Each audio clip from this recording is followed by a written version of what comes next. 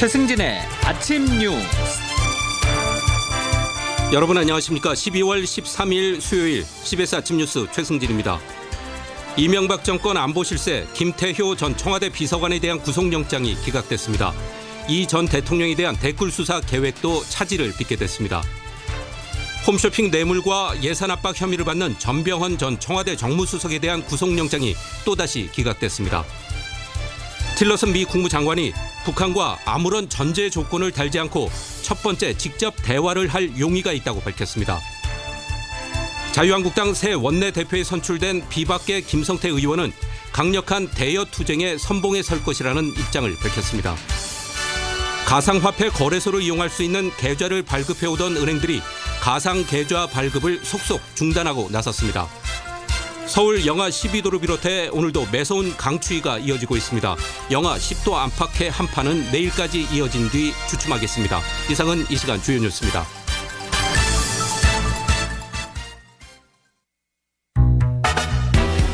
누구나 스마트 오피스를 누린다.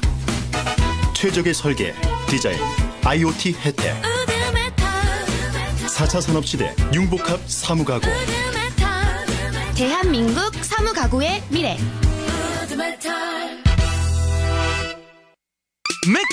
맥드라이브 차 안에서 주문해요. 맥드라이브 밤낮 없이 간편해요. 맥도날드 맥드라이브. 맥드라이브 신선한 커피로 아침을 활기차게 맥드라이브에서 맥카페 한잔하세요. 별내지구 멀티플 그레이트. 지하철 8호선 연장 예정, 구리포천 고속도로 인접으로 멀티교통망 완성. 우미린 2차 울트라 그레이트. 별내가 아껴둔 별내의 완성작 우미린 2차가 옵니다. 그레이트 프리미엄 별내지구 우미린 2차 12월 오픈 예정. 문의 03154-7600. 우미건설. 이명박 정권 댓글 공작 사건에서 청와대와 군 사이의 연결고리 역할을 한 혐의를 받는 김태효 전 청와대 대외전략비서관이 구속 위기에서 벗어났습니다. 윗선으로 지목된 이명박 전 대통령을 향한 수사가 또다시 어려움에 빠졌습니다. 보도에 장성주 기자입니다. 서울중앙지법 강부영 영장전담 판사는 오늘 새벽 김태효 전 비서관에 대한 구속영장을 기각했습니다. 강 판사는 객관적 증거자료가 대체로 수집됐고 주요 혐의 사실에 대한 피의자의 역할 및 관여 정도에 대해 다툴 여지가 있다고 판단했습니다. 김 전 비서관은 총선과 대선이 있던 2012년 군사이버사령부가 댓글 공작을 벌이는 과정에서 청와대와 군의 가교 역할을 한 혐의를 받고 있습니다. 김 전 비서관이 김관진 전 국방부 장관 등과 공모해 군사이버사 군무원 증원의 차별적인 선별 기준을 마련하라는 취지의 이명박 전 대통령의 지시를 군에 전달했다는 겁니다. 또 청와대 근무를 마치면서 군사 기밀 서류와 대통령 기록물을 무단으로 유출해 보관한 혐의도 받습니다. 앞서 김 전 장관과 임관빈 전 국방부 정책실장은 구속적부 심사로 석방됐습니다. 김 전 비서관에 대한 구속영장까지 기각돼 검찰은 군사이버사 댓글 공작 관련 주요 피의자들의 신병을 단 한 명도 확보하지 못하게 됐습니다. 결국 이명박 전 대통령을 향한 수사에 차질이 불가피해지자 검찰은 즉각 반발했습니다. 검찰은 정치 관여를 적극 지시한 책임과 그 자체로 중범죄인 군사기밀 유출 혐의를 구속사유로 고려하지 않아 납득하기 어렵다고 강조했습니다. 한편 홈쇼핑 업체들로부터 뇌물을 받고 기획재정부에 예산 압력을 넣은 혐의를 받는 전병헌 전 청와대 정무수석에 대한 구속영장도 다시 한번 기각됐습니다. CBS 뉴스 장성주입니다. 지역 사업가들로부터 수억 원대 불법 정치 자금을 수수했다는 의혹을 받는 원유철 자유한국당 의원이 오늘 검찰에 나와 조사를 받습니다. 서울 남부지방검찰청 형사 6부는 오늘 오전 10시 원 의원을 피의자 신분으로 불러 조사합니다. 자유한국당 신임 원내대표로 비박계 김성태 의원이 선출됐습니다. 당장 국회로 넘어온 최경환 의원 체포 동의안에 대한 대응 문제가 리더십을 가늠하는 첫 시험대가 될 전망입니다. 박성환 기자의 보도입니다. 비박계 복당파인 김성태 의원과 중립후보를 표방한 한성교 의원, 친박계 홍문종 의원의 3파전 끝에 김성태 의원이 한국당의 새 원내대표로 선출됐습니다. 김 의원은 어제 당내 경선에서 투표수 108표 가운데 과반인 55표를 득표해 아슬아슬한 승리를 거뒀습니다. 친박계 재등판은 안 된다는 위기감과 정부 여당 견제 심리가 강하게 작용한 것으로 분석됩니다. 김 의원은 강한 야당을 만들겠다고 목소리를 높였습니다. 저는 단호한 제1야당의 야성을 발휘해서 문재인 정권에 강력하게 대처할 것입니다.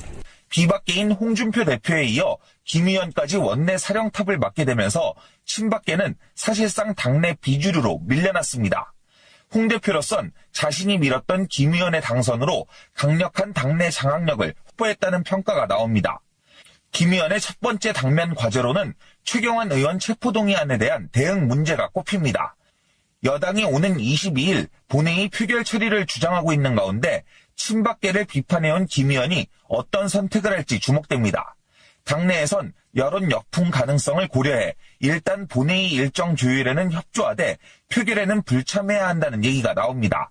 부결되면 한국당 책임론이 나오고 가결돼도 당내 비판이 분출하는 난감한 상황은 피해야 한다는 판단에 따른 주장으로 풀이됩니다. CBS 뉴스 박성환입니다. 여당이 개헌 의원총회를 잇따라 개최하는 등 개헌 이슈 띄우기에 나섰습니다. 하지만 한국당은 내년 지방선거에 맞춘 개헌에 부정적이고 국민의당과 바른정당도 통합론 때문에 어수선해서 개헌 논의에 손을 놓고 있습니다. 조은정 기자가 보도합니다. 더불어민주당은 다음 주까지 총 4차례의 개헌 의원총회를 개최합니다.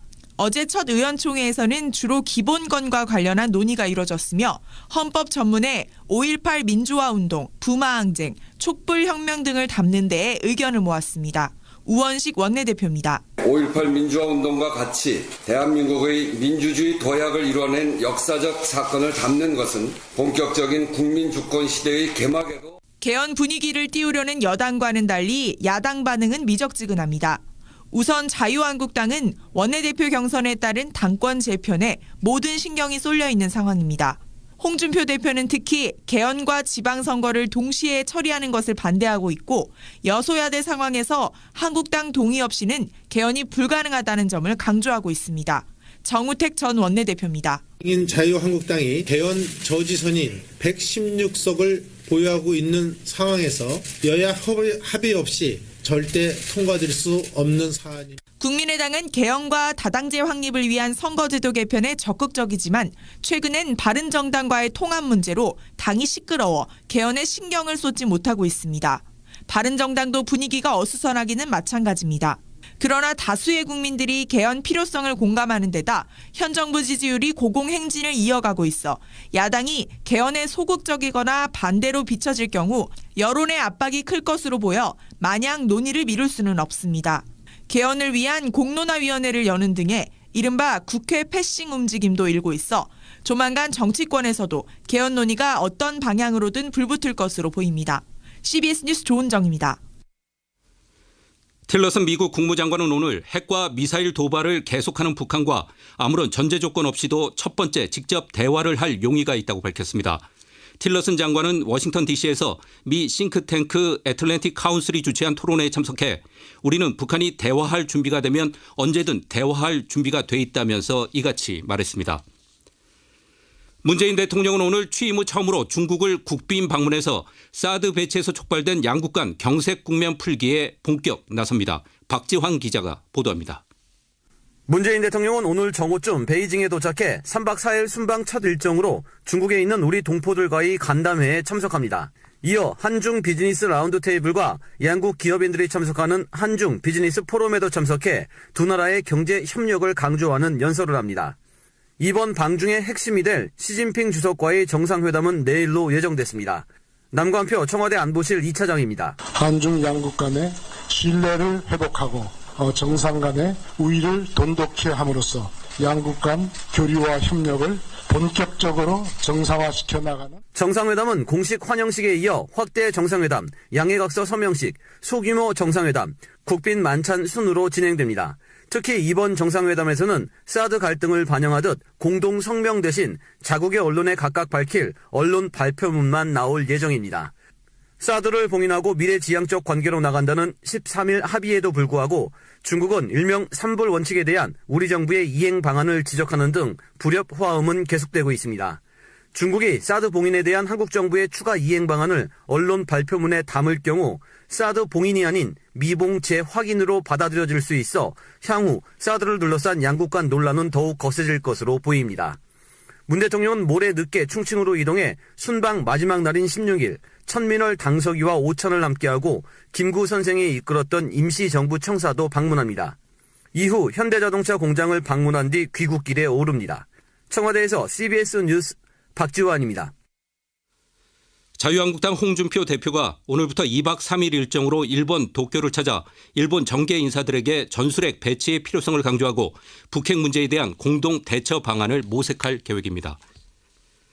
정부가 가상화폐에 대한 규제를 서두르는 가운데 은행들도 가상화폐 거래를 위한 해외 송금 차단이나 가상계좌 폐지 등으로 가상화폐 옥죄기에 나서고 있습니다. 조근호 기자의 보도입니다. 정부가 관계기관 합동 TF를 통해 가상화폐 규제를 서두르고 있습니다. 정부는 자금 세탁 방지 대책 마련 등의 조건을 충족하면 가상화폐 거래를 허용하는 방안을 검토하고 있습니다. 정부는 조건부 거래 허용을 통해 투기 열풍을 완화하고 시장을 안정시킬 수 있을 것으로 보고 있습니다. 가상화폐 자체는 인정할 수 없지만 이미 이루어지고 있는 거래에 대해서는 적절한 규제를 마련하겠다는 것입니다. 홍익대학교 홍기훈 교수입니다. 이 거래소라던가 아니면은 정부 소스를 제공하는 기관들에 대해서 특정 조건을 만족할 수 있는 이러한 것들을 만족해야 한다 정도의 규제를 하는 것이 더 효과적이 아닐까 생각을 합니다. 우리은행과 산업은행 등은 가상화폐 거래소에 제공해온 가상계좌를 올해 안에 폐쇄하기로 했습니다. 또 기업은행은 현재 운영 중인 가상계좌 외에는 추가로 계좌를 제공하지 않기로 했습니다. 가상계좌를 통해 실제 돈이 오고 가고 있기 때문에 이를 폐쇄하는 것은 사실상 거래를 막겠다는 뜻입니다. 이와 함께 은행들은 가상화폐 관련 해외 송금을 가급적 차단한다는 방침을 정했습니다. 환치기 등 가상화폐를 이용한 범죄가 늘고 있다는 판단에 따른 것입니다. CBS 뉴스 조근호입니다. 고객 정보 수만여 건이 유출된 가상화폐 거래소 빗썸에 국내에서는 처음으로 과징금이 내려졌는데요. 내년엔 비트코인 투기 열풍을 노린 사이버 공격이 급증할 전망이어서 각별한 주의가 요구됩니다. 김현지 기자입니다. 국내 최대 가상화폐 거래소인 빗썸이 처음으로 과징금 등 6천만 원의 징계를 받았습니다. 해킹 공격을 받아 3만 6천여 건의 개인정보가 유출된 데다 기초적인 보안 조치도 제대로 하지 않은 겁니다. 이런 가운데 내년에는 가상화폐 투기 열풍을 틈타 거래소 해킹이 급증할 전망이어서 주의가 요구됩니다. 강남대학교 세무학과 김병일 교수입니다. 국제적으로 움직이다 보니까 자금 세탁이라든가 탈세 수단이라든가 그런 쪽으로 활용할 가능성이 많이 높고 비트코인이 북한 해커들의 타깃이 되고 있다는 해외 전문가들의 분석도 잇따릅니다. 국제사회의 강력 제재로 돈줄이 묶인 북한이 불법적인 외화벌이 수단으로 비트코인을 노린다는 겁니다. 특히 내년 2월 평창 동계올림픽과 지방선거 기간엔 대규모 사이버 공격 분수령이 될 전망입니다. 동계올림픽의 경우 방해 목적의 디도스나 홈페이지 변조 공격 등이 예상되고 지방선거 때는 선거운동이나 관련 설문조사를 빙자한 해킹 이메일 공격 가능성이 높다는 겁니다. 또 올 한 해 전 세계를 강타한 랜섬웨어가 내년엔 단순한 금전 탈취가 아닌 시스템 파괴 목적으로 더 창궐하고 보안이 취약한 사물인터넷 공격도 급증할 것이라며 철저한 예방을 당부했습니다. CBS 뉴스 김현지입니다. 국민의 의료비 부담을 덜어주는 내용을 골자로한 문재인 케어에 대해서 의료계가 국민 부담을 가중시키는 건강보험 수가부터 올리라며 목리를 부리고 있습니다. 구병수 기자의 보도입니다. 건강보험으로 비용을 부담하는 비율을 높여 국민의 의료비 부담을 낮추겠다는 게 문재인 케어의 핵심 내용입니다. 정부는 이를 위해 지난 8월 미용이나 성형수술을 제외한 MRI와 특진비, 상급 병실료 등 모든 비급여 항목에 건강보험을 적용하는 내용의 건강보험 보장성 강화 대책을 발표했습니다. 하지만 문재인 케어의 반발에 비상대책위원회를 구성한 대한의사협회는 진료비의 정상화 등을 주장하며 지난 10일 대규모 거리 시위를 벌였습니다. 이들은 문재인 케어가 실행되면 국민건강보험 재정이 파탄난다고 주장하고 있습니다. 그러나 그 이면에는 이들의 말대로 원가 이하의 급여 수가를 보전하는 비급여 항목이 줄어들면 경영이 어려워질 것이라는 인식이 자리 잡고 있습니다. 정부는 급여로 전환돼 낮아진 비급여 수가는 급여 수가를 올려 전체적인 총액은 맞춰주겠다는 입장입니다. 그러나 우리에게는 급여 수가를 먼저 올린 뒤에 비급여 항목 조정은 원점에서 다시 논의해야 한다고 맞서고 있습니다. 서울대 의대 김인 교수는 이는 공정한 방식이 아니라고 말합니다. 국민들 입장에서 보면 급여 수가의 진료비는 낮게 냈지만 비급여 진료의 수가는 높게 내서 총액을 맞춰온 건데 수가를 먼저 올리라고 하면 국민들의 부담이 늘어나는데요. 정부는 의료행위의 원가는 의료기관 종류별로 달라서 정확히 파악하기 어려운 만큼 합리적인 수가 수준의 합의를 이끌어내기 위해 조만간 의료계와 협상에 나설 계획입니다. CBS 뉴스 구병수입니다. 이르면 내년부터 수업 중 휴대전화 소지 금지를 학칙으로 정할 수 없게 될 전망입니다. 전국 시도 교육감들이 학칙 기재 사항을 규정한 초중등교육법 시행령 삭제를 논의하기로 했습니다. 김영수 기자입니다. 너무 막 강압적으로 압수를 하고 몇몇 학생들은 핸드폰을 안 내는 경우도 많이 봤는데 그럴 때 보면은 우리를 애처럼 생각하고 뺏으시는 것 같다. 경기 하남 A고 속모양은 매일 아침 이른바 마약 가방에 실려나가는 강압적인 휴대전화 수거 방식에 불만을 터뜨립니다. 하지만 내년부터 수업 중 휴대전화 수거를 할 수 없게 될 수도 있습니다. 교육감들이 다음 달 11일 세종시에 모여 용모 휴대전화 소지 등 학칙 기재 사항을 규정한 시행령의 삭제를 논의하기로 했습니다. 자유와 인권을 보장하는 학생 인권 조례를 제정한 서울, 경기 등 4개 시도 교육감들은 시행령과 조례가 상충된다는 겁니다. 김상곤 교육부 장관도 2010년 경기 교육감 시절 이 조례를 전국 최초로 제정한 만큼 공론이 모아지면 시행령 삭제가 현실화될 것으로 보입니다. 하지만 교사들은 규제가 없어지면 생활 지도가 어렵다는 입장입니다. 어떤 수업 방해꾼이 되기도 하고 여러 가지 생활 습관에 있어서 아직 조절하거나 어떤 통제해야 되는 그런 컨트롤이 안 되는 상황에서 한국교총은 선거를 앞둔 교육감들이 인기 영합적인 행태를 보이는 것이라고 비판했습니다. 김재철 대변인입니다. 자녀학교의 자율성 내지는 자치권을 심대하게 침해할 수 있는 소지가 많은 거죠. 그래서 저희는 그 부분에 대해서는 강력하게 반대를 하는 입장입니다. 국가인권위원회는 지난달 19일 수업 중 휴대전화 소지에 대해 학교는 생활인권 규정을 개선하라고 권고했습니다. CBS 뉴스 김양수입니다. 횡령 배임 혐의로 수사를 받는 신현희 강남구청장이 특정의료재단에 친인척의 취업을 청탁한 정황이 포착돼서 경찰이 추가 수사에 나섰습니다. 서울지방경찰청 지능범죄수사대는 친인척 채용 청탁 의혹과 관련해 조만간 신 구청장을 소환 조사할 방침입니다. 다음은 간추린 소식을 정민아 아나운서가 전해드립니다. 정세균 국회의장과 더불어민주당 우원식, 자유한국당 김성태, 국민의당 김동철 원내대표는 오늘 오후 국회의장실에서 상견례를 겸한 첫 회동을 합니다. 이번 회동은 한국당 새 원내사령탑으로 김성태 원내대표가 선출됨에 따라 마련됐습니다. 국회 국방위원회는 오늘 전체 회의를 열어 5.18 민주화운동 진상규명 특별법안과 군 사망사고 진상규명에 관한 특별법안 등의 의결을 시도합니다. 5.18 특별법안은 객관적이고 독립적인 조사위원회를 설치해 미제로 남아있는 5.18 관련 사건의 진상을 밝히도록 규정했고, 의문사 특별법안은 진상규명위원회가 1948년 이후에 발생한 군 사망이나 사고 의혹을 조사할 수 있게 하는 내용을 담고 있습니다. 시리아에 파견됐던 러시아 공군부대 등이 푸틴 대통령의 철군 개시 명령에 따라 현지 시간으로 11일부터 철수를 시작한 것으로 알려졌습니다. 인테르팍스 통신에 따르면 시리아 파견 러시아 부대 사령관은 먼저 25대의 전투기와 헬기, 특수부대 요원, 헌병대, 야전병원 등이 철수한다고 전했습니다. 오스트리아 동부 바움가르텐에서 현지 시간으로 12일 오전 천연가스 공급 허브 설비가 폭발해 1명이 숨지고 18명이 다쳤다고 현지 언론이 보도했습니다. 바움가르텐 허브 설비를 통해 천연가스를 공급받는 이탈리아는 이 사고로 가스 공급이 차단되자 비상사태를 선포했습니다. 지금까지 간추린 소식이었습니다. 다음은 날씨 알아보겠습니다. 기상청에서 김수진 리포터가 전해드립니다. 네, 연일 견디기 힘든 매서운 강추위가 기승을 부리고 있습니다. 한파특보도 좀 더 확대 강화 발효되면서 중부와 경북 내륙 지역에 이어 전북 동부 지역까지 한파주의보가 확대됐고요. 경기 북부와 강원도, 제천과 봉화 지역에서는 한파경보가 내려져 있는 상태입니다. 이런 가운데 오늘 아침 북춘천이 영하 19도까지 떨어졌고 파주와 철원 영하 18.7도, 서울도 영하 12도까지 떨어지는 등 대부분 평년 기온을 5도에서 10도가량 크게 밑돌고 있는데요. 오늘 한낮 기온도 영하권의 추위가 계속되면서 예년 이맘때보다 한층 더 춥겠습니다. 오늘 서울과 원주의 한낮 기온 영하 2도까지 오르는데 그치겠고 청주 영하 1도, 광주와 대구 영상 2도의 분포로 그나마 어제보다는 기온이 조금 더 오를 것으로 전망을 하고 있습니다. 반면에 오늘도 전국의 하늘은 대체로 맑겠습니다만 호남 서해안과 제주 지역은 아침까지 눈이 날리는 곳 있겠고요. 울릉도 독도 지역으로는 내일까지 최고 7cm 안팎의 많은 눈이 더 내리겠습니다.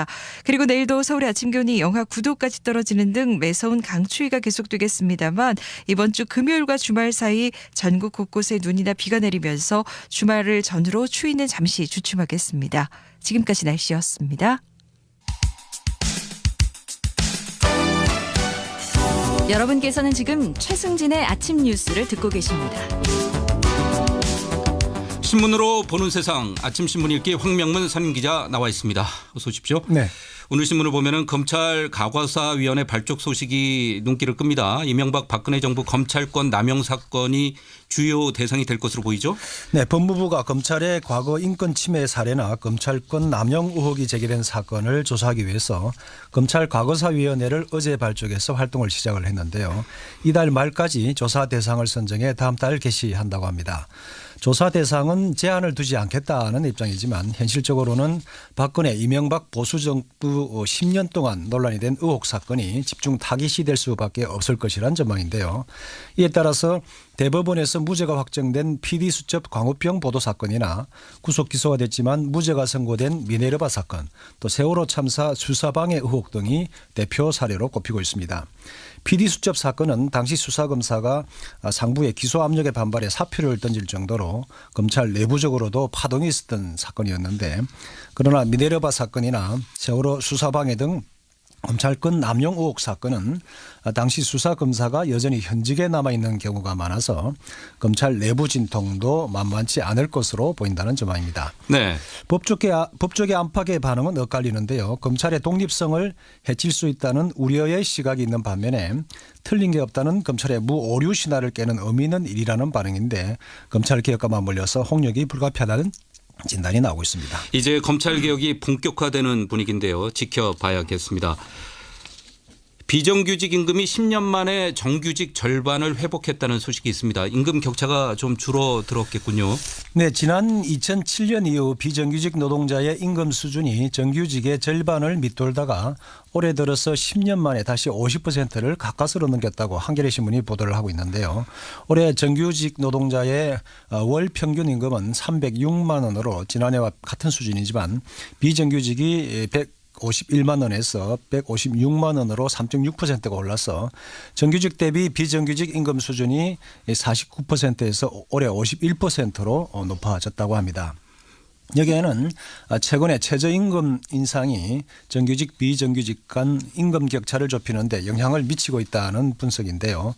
우리나라 비정규직의 95%가 임시근로자이거나 임시근로를 겸하고 있어서 다른 나라에 비해서 고용이 매우 불안정한데, 내년에 최저임금이 시간당 7,530원으로 올해보다 16% 오르고 최저임금 수혜자가 더 많아지게 되면 임금 격차가 좀 더 축소될 것으로 예상되고 있습니다. 네, 시가보다 처가.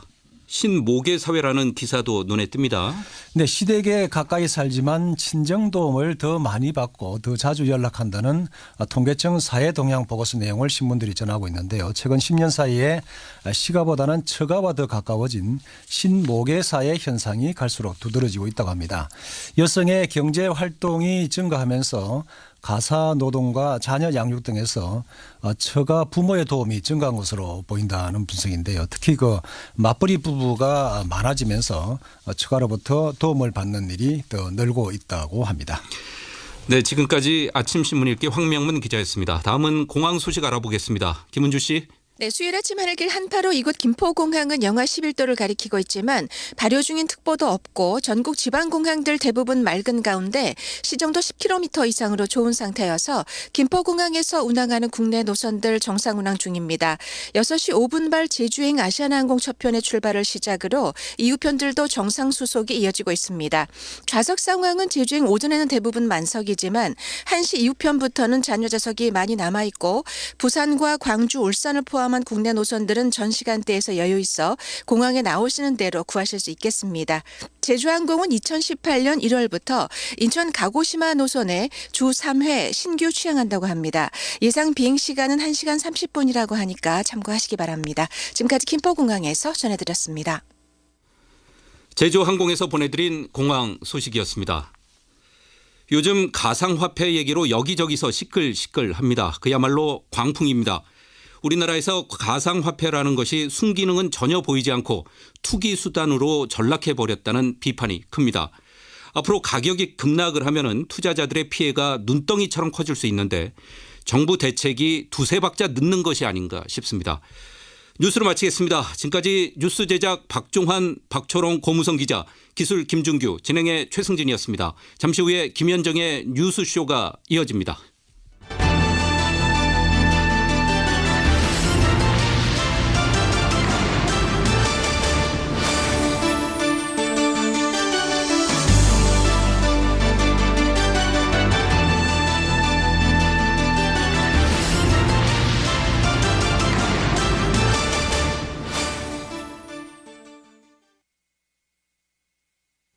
CBS. 주말인데 뭘 먹지? 아, 밥은 요리다가 있지? 맛집에서 먹던 맛 그대로 간편하게 하림 밥은 요리다. 자, 골라들 보세요. 여보, 난 춘천식 닭갈비 볶음밥. 엄마, 난 안동식 찜닭 볶음밥. 하림이 만들면 밥도 요리가 된다. 밥은 요리다. 하림. 우리 몸을 깨끗해 가볍게 하는 양파, 생김새가 위장을 닮은 양배추, 옥반식품의 양파즙, 양배추즙, 헛개즙에는 첨가물이 없습니다. 활기찬 하루 옥반식품과 함께하세요. 식품은 생명이다. 옥반식품. 검색창에 옥반식품 1577-3150. 초등학교 공부는 학교 공부가 기본입니다. 서연이 엄마, 서연이는 어떻게 그렇게 공부를 잘한대요? 우리 민준이도 서연이 밥만 따라갔으면 좋겠는데. 아직 모르셨어요? 초등학교 공부는 하나만 알면 되는데.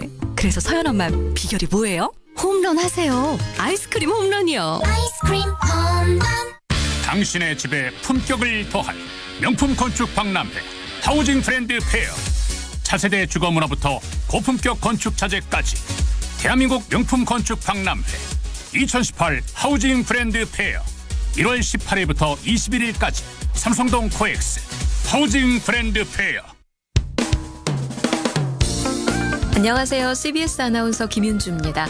2018년도가 다가오고 있습니다. 새해에는 큐넷과 C큐넷을 통해 자격증에 도전해보면 어떨까요?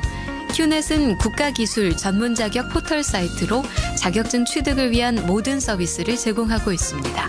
C큐넷은 국가 직무능력 표준 기반의 과정평가형 국가 기술 자격 정보를 제공하는 사이트입니다. 미래를 위한 준비, 도전이 그 시작입니다. 이 캠페인은 실력 중심 사회를 만드는 한국산업인력공단이 함께합니다. 안녕하세요. 야구 여신 최희입니다. 스포츠에서는 개개인의 역량도 필요하지만 팀워크가 제일 중요하잖아요. 산업 현장은 어떨까요? 생산성 향상만큼 일터의 안전이 중요하고 안전을 위해서는 원하청의 팀워크, 공생협력이 필요하죠. 원청이 빨리빨리만 강조하며 하청 근로자의 안전과 건강을 챙기지 않는다면 하청은 사고 위험까지 떠안게 된답니다. 원청과 하청이 함께할 때 안전이 완전해진다는 점 꼭 기억해 주세요. 이제 우리 모두 안전의 신이 되어보자고요. 조심조심 코리아. 이 캠페인은 고용노동부와 안전보건공단이 함께합니다. 기업의 생명과 소비자의 안전을 위협하는 위조 상품. 여러분은 짝퉁에 대해 어떻게 생각하시나요? 우리 기업의 기술 혁신과 브랜드 이미지 상승은 우리 경제에 큰 도움이 되고 있지만 그에 편승한 위조 상품으로 인해 기업의 피해 또한 늘고 있습니다. 무심코 사용하는 위조 상품은 우리의 일자리를 위협하고 스스로를 부끄럽게 만들며 우리의 건강을 해치기도 합니다. 기업 기업의 경쟁력 보호와 소비자의 안전을 위해 꼭 필요한 정품 구매. 건강한 대한민국을 만드는 합리적인 소비의 시작입니다. 이 캠페인은 특허청과 한국지식재산보호원이 함께합니다.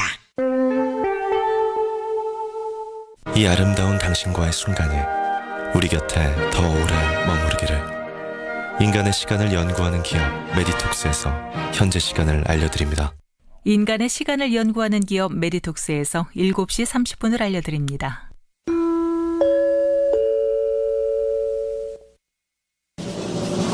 김현정의 뉴스 쇼.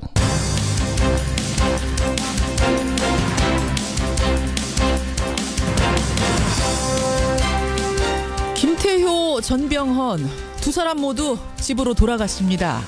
구속영장이 나란히 기각이 됐습니다. 애청자 여러분 안녕하십니까? 두 사람 모두 혐의를 다툴 여지가 있다는 겁니다.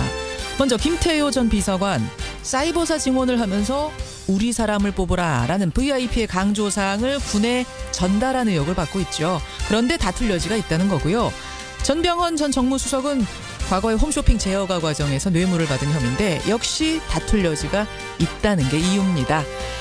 신고 권력을 넘나들던 검찰 수사의 칼날이 번번이 법원의 문턱에서 삐끗하는 모양새입니다. 그렇다고 과거 적폐 수사의 기세가 꺾여서는 안 될 테지요. 좀 꺾였으면 하는 한파는 오늘도 대단하네요. 언제까지 이렇게 추울 건지 이건 잠시 후에 인터뷰로 좀 풀어보겠습니다. 김현정의 뉴스쇼 지금부터 출발합니다.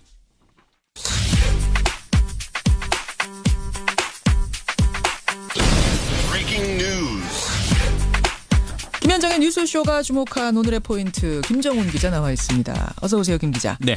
오늘 아침 첫 번째 포인트는 뭘 봐야 되나요? 네, 제동 걸린 MB 수사입니다. 역시 그 문제군요. 네. 어제 이명박 전 대통령 메신저라고 불렸던 김태효 전 대외전략비서관 구속을 면했죠. 예. 영장 실질 심사를 받았는데 오늘 새벽 풀려났습니다. 법원이 구속영장을 기각하면서 피의자의 역할과 관여 정도의 다툼의 여지가 있다 이렇게 밝혔거든요. 그렇죠. 앞서서 검찰은 김 전 비서관이요, 김관진 전 국방장관과 공모를 했고 군 심리전단에 우리 사람을 증언하라는 이명박 전 대통령의 지시를 전달했다 이렇게 의심을 해왔습니다. 예. 이 때문에 이 전 대통령의 메신저라고 불렸는데 법원은 다툼의 여지가 있다 이렇게 본 것이죠. 그렇죠. 앞서 김관진 전 장관 또 임관빈 전 국방부 정책실장도 구속 적부심사에서 풀려났습니다. 예. 결국 군 댓글 공작 전반에 관한 수사가 차질을 빚게 됐고요. 이명박 전 대통령에게 향하던 검찰의 칼날도 허공을 헤매게 됐네요. 바로 그 앞에서 멈춘 거예요. 사실은 MB 수사 앞에서. 네. 전병헌 전 정무수석도 구속을 피했습니다. 두 번째예요? 예, 두 번째로 청구된 구속영장도 법원이 기각을 했네요. 예. 법원은 홈쇼핑 업체 뇌물수수 혐의에 대해서 범행이 의심은 되지만 다툴 여지도 있다 이렇게 설명을 했습니다. 현 정부 실세를 향해서 두 차례나 구속영장을 청구했던 검찰인데 무리한 수사 아니면은 부실한 수사 이런 비판을 받을 것 같네요. 예, 하여튼 뭐 두 개의 굵직한 영장이 다 기각이 되면서 검찰로서는 좀 타격이 있을 것 같습니다. 그렇습니다. 다음 포인트 보죠. 네, 널뛰는 가상화폐의 옥죄기입니다. 비트코인 가격 뭐 하루에도 수백만 원 오르락 내리락 한다는 건 여러분도 이제 잘 아실 텐데 드디어 정부가 규제에 적극적으로 나섰군요. 네, 금융위원회가 어제 유사수신행위 규제법 개정안을 마련하겠다고 밝혔습니다. 예.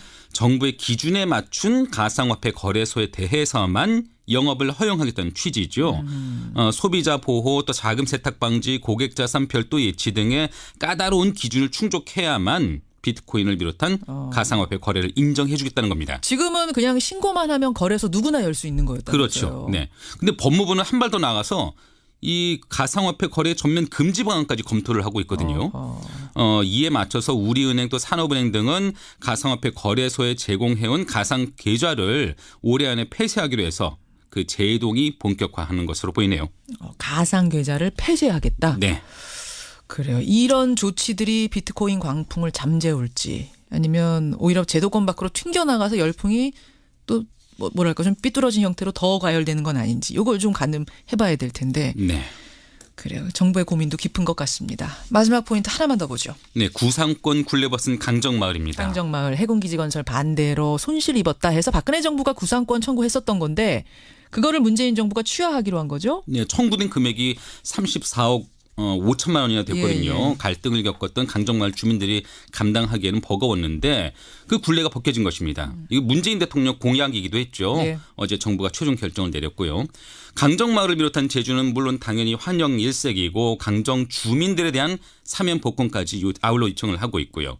그런데 일각에서는 불법 시위의 책임을 국가가 면책해 준 건 잘못된 선례라는 그런 비판을 내놓고 있기도 합니다. 그래요. 여기까지 오늘의 포인트. 김정훈 기자 수고하셨습니다. 네. 비박계 복당파인 김성태 의원이 한국당의 새 원내대표로 선출됐습니다. 뜨거운 욕망내에 전부 다 집어넣고 대여 투쟁력 강화해서 문재인 정권의 독단과 전행 포퓰리즘을 막아내는 전사로서 여러분들과 함께 서겠습니다. 예, 전사가 되겠다. 김성태 의원의 일성이었습니다. 제1야당 자유한국당의 새 원내사령탑에 우뚝 섰죠. 당선 일성은요. 대여 투쟁력을 강화해서 정권의 독단과 전행, 포퓰리즘을 막아내겠다는 거였습니다. 사실은 어깨가 무겁습니다. 내년 지방선거도 치러내야 되는데 당 지지율은 반등의 기미도 보이지 않고요. 이런 상황에서 원내대표가 된 김성태 의원 만나보죠. 자유한국당 신임 원내대표입니다. 김성태 원내대표님 안녕하세요. 축하드립니다. 예, 감사합니다. 김성태입니다. 과반을 넘기는 후보가 없으면 결선 가는 거였잖아요. 그렇습니다. 과반을 딱 한 표 넘기셨어요. 예. 55표 딱 들으셨을 때 어떠셨습니까? 개표 결과를 듣고 처음 든 생각은 다양한 생각들을 가지고 계신 의원님들의 반 이상이 저를 선택해 주셨구나 하는 고마운 마음이었죠.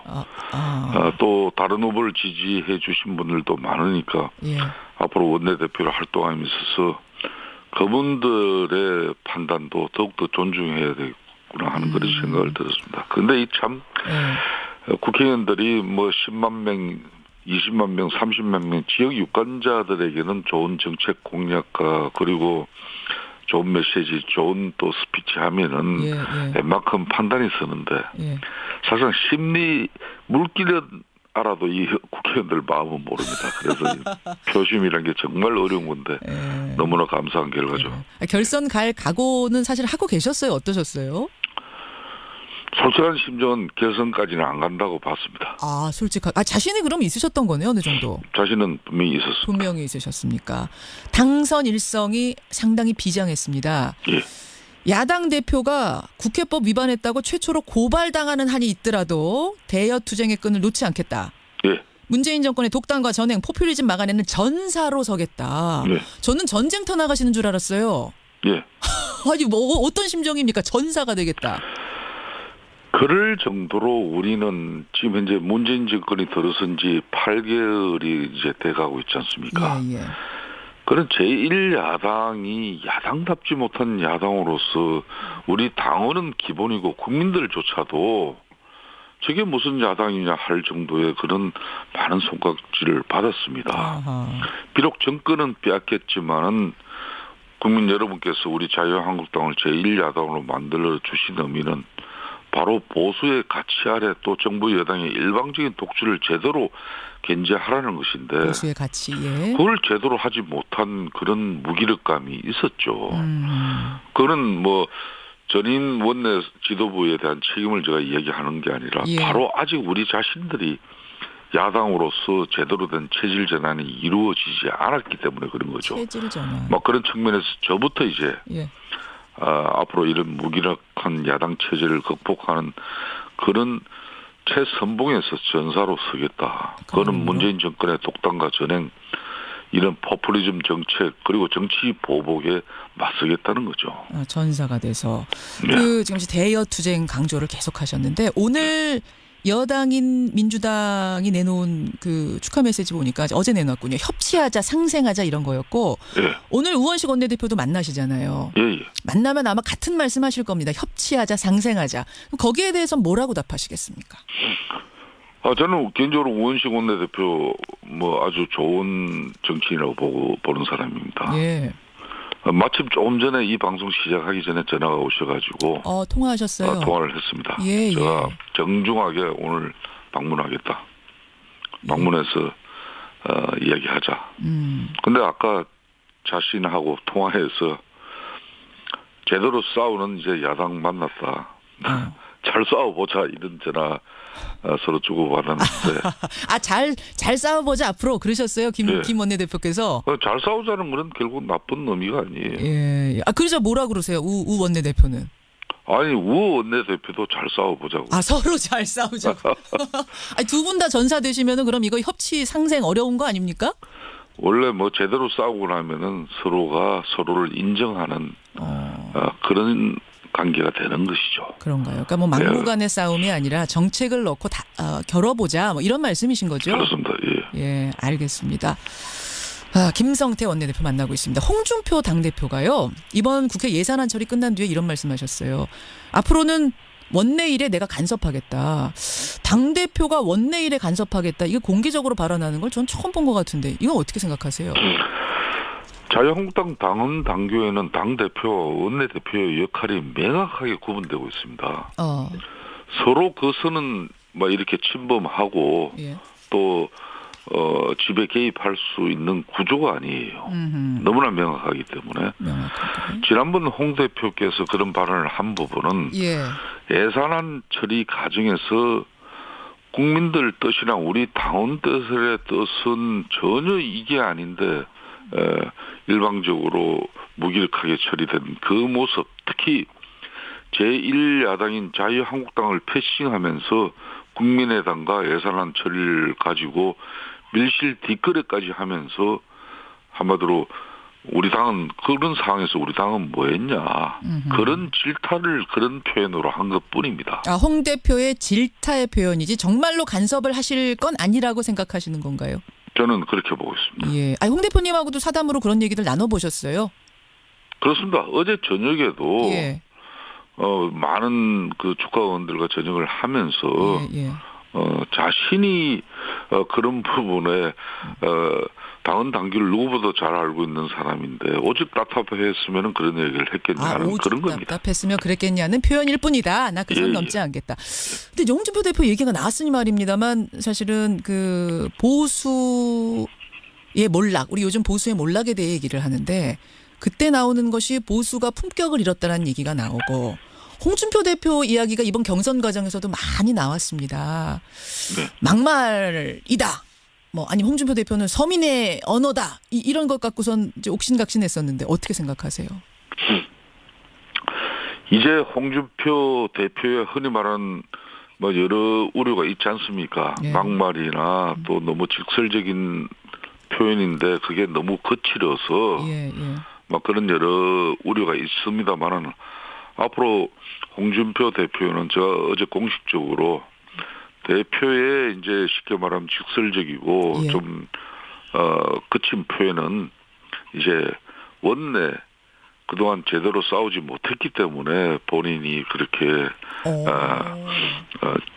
싸울 수밖에 없는 그런 상황이 있다고 저는 이해를 하고 앞으로 그런 부분은 나한테 맡기고 본인은 덕당과 그리고 여야 간의 갈등과 또 국정 운영이 원만히 돌아가지 못한 그런 대치 정국에서의 해법을 제시하면서 때로는 중재할 수 있는 그런 덕장으로서의 모습을 갖출 수 있다는 그런 분위기도 제가 느꼈습니다. 그러셨군요. 그러니까 이제 전사 역할은 김성태 원내대표가 하시는 거고 홍준표 대표는 덕담 건네는 덕장의 이미지로 가겠다. 역할 분담하신 거예요. 네.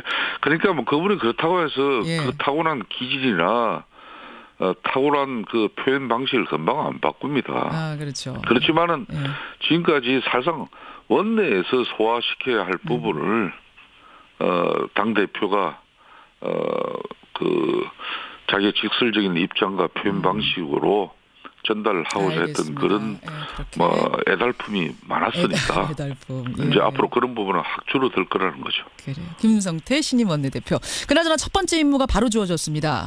한국당 최경환 의원에 대한 국회 체포동의안 표결 처리. 본회의 하루 더 잡아야 되고요. 표결도 해야 되는데 어떻게 하실 생각이십니까? 아직 법무부가 제출한 체포동의안도 보지 못한 상태입니다. 못 보셨어요? 체포동의안에 적시된 내용과 구속이 왜 필요한지 그 사유를 먼저 파악해야 되는 것이고 이후에 의원총회에서 총의를 모아서 대응 방안을 결정하겠습니다. 다만 이거 강조하고 싶은 것은 예. 문재인 정권이 현재 국정원 특활비 문제를 정치 보복의 수단과 무기로 악용하고 있다는 것이에요. 제가 원내대표 되기 전에 한 활동이 뭔가 하면은 예. 정치보복대책특위 위원장입니다. 특활비를 비롯해 국정원의 이런 뭐 과거의 잘못된 가능은 분명히 바로잡아야 됩니다. 반드시. 그러면 김 원내대표님. 본회의 여는 것부터 합의 안 하실 생각이세요? 아니면 본회의는 열되 표결은 불참하는 뭐 이쪽 생각 갖고 계세요? 저는 우원식 그리고 김동철 예. 그리고 정우택 우리 전임 원내대표가 합의한 12월 임시국회 의사 일정을 저는 존중합니다. 예, 그 이제 22일 본회의는 열기로 돼 있어요. 사실은 예. 이 세 분이 이미 최경환 의원이 검찰 수사가 이루어지고 있고 예. 검찰에서 소환뿐만 아니라 수사를 통해서 앞으로 이 수사의 또 방향이 어떻게 가는지 웬만큼 다 알고 있는 사람들이에요. 예. 그런 선상에서 12월 임시국회 일정이 잡혔기 때문에 예. 거기에서 잡힌 본회의 일정도 저는 존중할 뿐더러 그 세 분의 임시국회 일정을 저는 전체적으로 존중한다는 겁니다. 그 말은 또 예. 충분하게 협의해서 합의한 의사 일정을 본회의 일정을 예. 또 일방적으로 뭐 어느 주장에 의해서 제가 수용해야 될 일도 없다는 거죠. 제가 설명을 잠깐 드릴게요. 청취자들께. 지금 예. 그 잡혀 있는 거는 22일 하루예요. 본회의가. 예. 그 하루 가지고는 체포동의안을 보고하고 표결하고를 다 할 수가 없습니다. 하루를 더 잡아야 되거든요. 그럼 그건 합의 못할 동의하기 어렵단 말씀으로 들리네요. 그 부분은 지금 판단할 사안은 아니라고 봅니다. 제가 왜 안 하는 그 입장을 좀 첨언을 드리면 왜 이렇게 신중하세요? 예. 지금 지난번 예산 처리 과정에서 철저하게 제1야당인 자유한국당이 패싱당했습니다. 패싱당했죠. 그것도 더군다나 밀실 야합에 의해 가지고 서로 뒷거래를 했단 말이에요. 뭐 거기에 대해서는 이제 국민의당이나 민주당은 전혀 인정하지 않고 있긴 합니다. 민주당이 대국민 사과를 하고 국민의당도 마찬가지입니다. 그리고 국회 운영에 관한 실질적인 진정한 협력과 협조를 당부하고 요청을 해야지. 예. 밀실 뒷거래한 그런 한마디로 작물을 가지고 다시 이걸 제대로 된 정상적인 거래로 이렇게 바꿔놓고자 하는데 그런 일에 제가 왜 공범이 됩니까? 알겠습니다. 오늘 첫 인터뷰였는데 아까 전사라는 표현 쓰셨는데 첫 인터뷰부터 좀 강한 발언들이 나오네요. 오늘 우원식 원내대표 또 김동철 원내대표 이분들과 어떤 이야기들을 나누실지도 저희가 관심 있게 보겠고요. 앞으로 신임 원내대표로서 좋은 정치 부탁드리겠습니다. 예, 감사합니다. 예, 고맙습니다. 예. 자유한국당 김성태 신임 원내대표였습니다.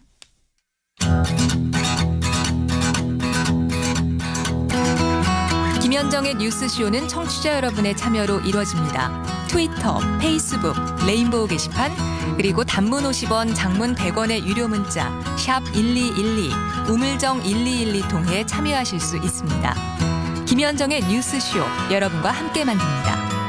김성환의 행간 시사평론가 김성환 씨 나오셨습니다. 어서 오십시오. 네, 안녕하세요. 오늘도 굵직한 뉴스가 많은데 문재인 대통령 중국 가는 것도 아주 큰 뉴스잖아요. 네, 그런데 중국 가는 것도 문제지만 중국 가기 전에 중국 언론과 인터뷰한 내용도 지금 미묘한 파장을 불러일으키고 있습니다. 관영 매체죠. CCTV. 예, CCTV가 문재인 대통령을 인터뷰해서 방영을 했는데 그 내용이 교묘하게 편집이 됐다는 사실이 드러났습니다. 편집이? 이 문재인 대통령 인터뷰 편집한 중국 CCTV 이 뉴스의 행간을 좀 살펴볼까 합니다. 그러니까 8일에 사전 녹화를 해서 이건 우리가 알고 있었어요. 네, 그거를 방영을 한 건데 언제 했죠? 사흘 뒤, 그러니까 녹화를 한 지 사흘 뒤니까요. 엊그제 밤 10시 30분에 방영을 했습니다. 한 25분가량 했는데요. 그러니까 청와대는 편집한 사실을 몰랐던 것 같아요. 그러니까 방영 3시간 전쯤에 기자들에게 인터뷰 전문을 배포했습니다. 근데 기자들이 인터뷰 전문하고 실제 방영된 내용을 비교해 보니까 이게 뭔가 좀 다르네? 이렇게 해서 찾아보게 된 거예요. 근데 뭔가 문재인 대통령 발언이 통째로 삭제된 부분이 많이 발견이 됐는데요. 근데 그러니까 원래 녹음을 하면 인터뷰를 하면 그걸 다 다 보내는 건 아니에요. 네, 물론 그래요. 편집은 하긴 합니다만 그렇다고 해서 그 사람의 뉘앙스가 바뀌거나 이러면 안 되거든요. 그 발언의 원칙이거든요. 의도하고 맥락이 달라지면 안 되는 거죠. 거거든요. 예. 근데 대표적인 부분이 산불 정책 질문에 대한 답변인데요. 예. 아시다시피 산불 정책은 사드 추가 배치, 미국 미사일 방어책에 참여, 예. 한미일 군사동맹 이 세 가지 하지 않겠다는 건데요. 그렇죠. 진행자가 산불 정책을 어떻게 이행할 건지 밝혀달라 이런 질문을 던졌는데 예. 문재인 대통령이 이렇게 답변했습니다. 잘 들어보십시오. 예. 한국은 이미 사드에 관한 입장을 밝힌 바 있다. 그것은 결코 새로운 입장이 아니다. 과거부터 한국이 지켜왔던 입장이다. 이렇게 얘기했거든요. 근데 CCTV는 여기에서 그것은 결코 새로운 입장이 아니다. 요것만 쏙 드러냈습니다. 그러니까 마치 전향적으로 문재인 대통령의 입장이 바뀐 것처럼 뉘앙스를 바꿔놨다는 겁니다. 예. 뭐 이외에도 여러 가지 이제 발언들이 바뀐 것으로 지금 확인이 되고 있는 상황입니다. 그래요. 문재인 대통령의 인터뷰를 편집했다. 대통령 인터뷰를. 이 뉴스의 행간 이면에는 뭐가 숨어 있는 건지 아니면 진짜 단순한 실수인지 어떻게 봐야 돼요? 절대 실수는 아니죠. 아닙니까? 그러니까 행간이 있는 건데요. 첫 번째 행간은 마사지를 해도 너무 심하게 했다입니다. 마사지. 이명박 박근혜 정부 시절에 사실은 마사지 얘기 많이 나왔었는데. 네. 대통령의 발언을 일부 삭제하거나 수정을 해서 발언의 맥락을 좀 다르게 언론에다가 알려준 건데요. 그렇죠. CCTV는 마사지를 해도 너무 심하게 했습니다. 아예 대놓고 사드 질문만 집중적으로 던졌습니다. 인터뷰 처음부터 사드 갈등으로 양국 관계가 악화됐다 이렇게 얘기를 하면서 시작하고요. 인터뷰 형식도 굉장히 특이해요. 어떻게요? 우린 보통 질문답 이렇게 되잖아요. 예. 근데 그게 아니라 질문답 해설이 들어가요. 인터뷰에. 질문 답하고 나서는 거기에 대해 해설을 하고 또 다시 질문 답. 그리고 해설해주고. 특이하네요. 그러니까 이걸 자기식대로 해석을 했다고 해도 과언이 아닌 것 같은데요. 그러면서도 자기 입맛에 맞지 않거나 거북스러운 발언은 드러냈다고 하는 예를 겁니다. 들면 어떤 거요? 예를 들어서 북한은 경제적으로 작고 경제적으로 뒤처진 나라다. 이렇게 표현한 부분, 비판한 부분들은 문 드러내버렸고요. 대통령이 북한 비판한 건 드러내고. 네, 한중 양국이 제재와 압박을 해야 한다. 이렇게 얘기한 부분도 사실 중국의 입장과 미묘하게 좀 다를 수 있기 때문에 드러냈고요. 그리고 평창 동계올림픽에 시진핑 주석이 직접 참석하는 걸 검토한다고 약속했다. 이 부분도 통째로 싹 드러냈어요. 그거 이제 문 대통령이 그렇게 약속하신 적이 있어요라고 얘기했는데. 네, 시진핑 주석이 그렇게 약속했어요. 중국이 보기에 조금 불편했는지 어땠는지. 시진핑 주석차 들어가가지고 그런 것 같아요. 그러니까 이건 그냥 마사지한 수준이 아니라 전신 마사지 수준으로 편집을 했다고 해도 과언이 아닙니다. 와, 그러네. 두 번째 행간은요? 두 번째 행간은 CCTV는 국빈에 무례했다입니다. 저도 지금 그걸 지적하려고 했는데, 그러니까 전신 마사지를 하더라도 어떻게 한 나라의 대통령, 그렇죠. 국빈 방문을 앞둔 사람의 인터뷰를 이렇게 전신 마사지를 할 수가 있나? 한중 정상회담 얼마나 힘들게 성사됐습니까? 예. 문재인 대통령 방중 정말 힘들게 이루어졌거든요. 예. 그리고 그냥 실무 방문도 아니고 국빈 방문입니다. 그러면 방문국 대통령 또 그 언론의 입장에서 최대한 존중하는 모습을 보여줘야 하거든요. 물론이죠. 그러니까 사전 녹화하더라도 편집할 때 조심스럽게 해줘야 되는 거고 예. 자칫하면 외교적 갈등으로 비화될 수 있으니까요. 그렇죠. 그런데 중국 CCTV 진행자는 산불 정책에 대해서 구체적으로 입장을 밝혀달라고 자꾸 다그치는 모습을 보였고요.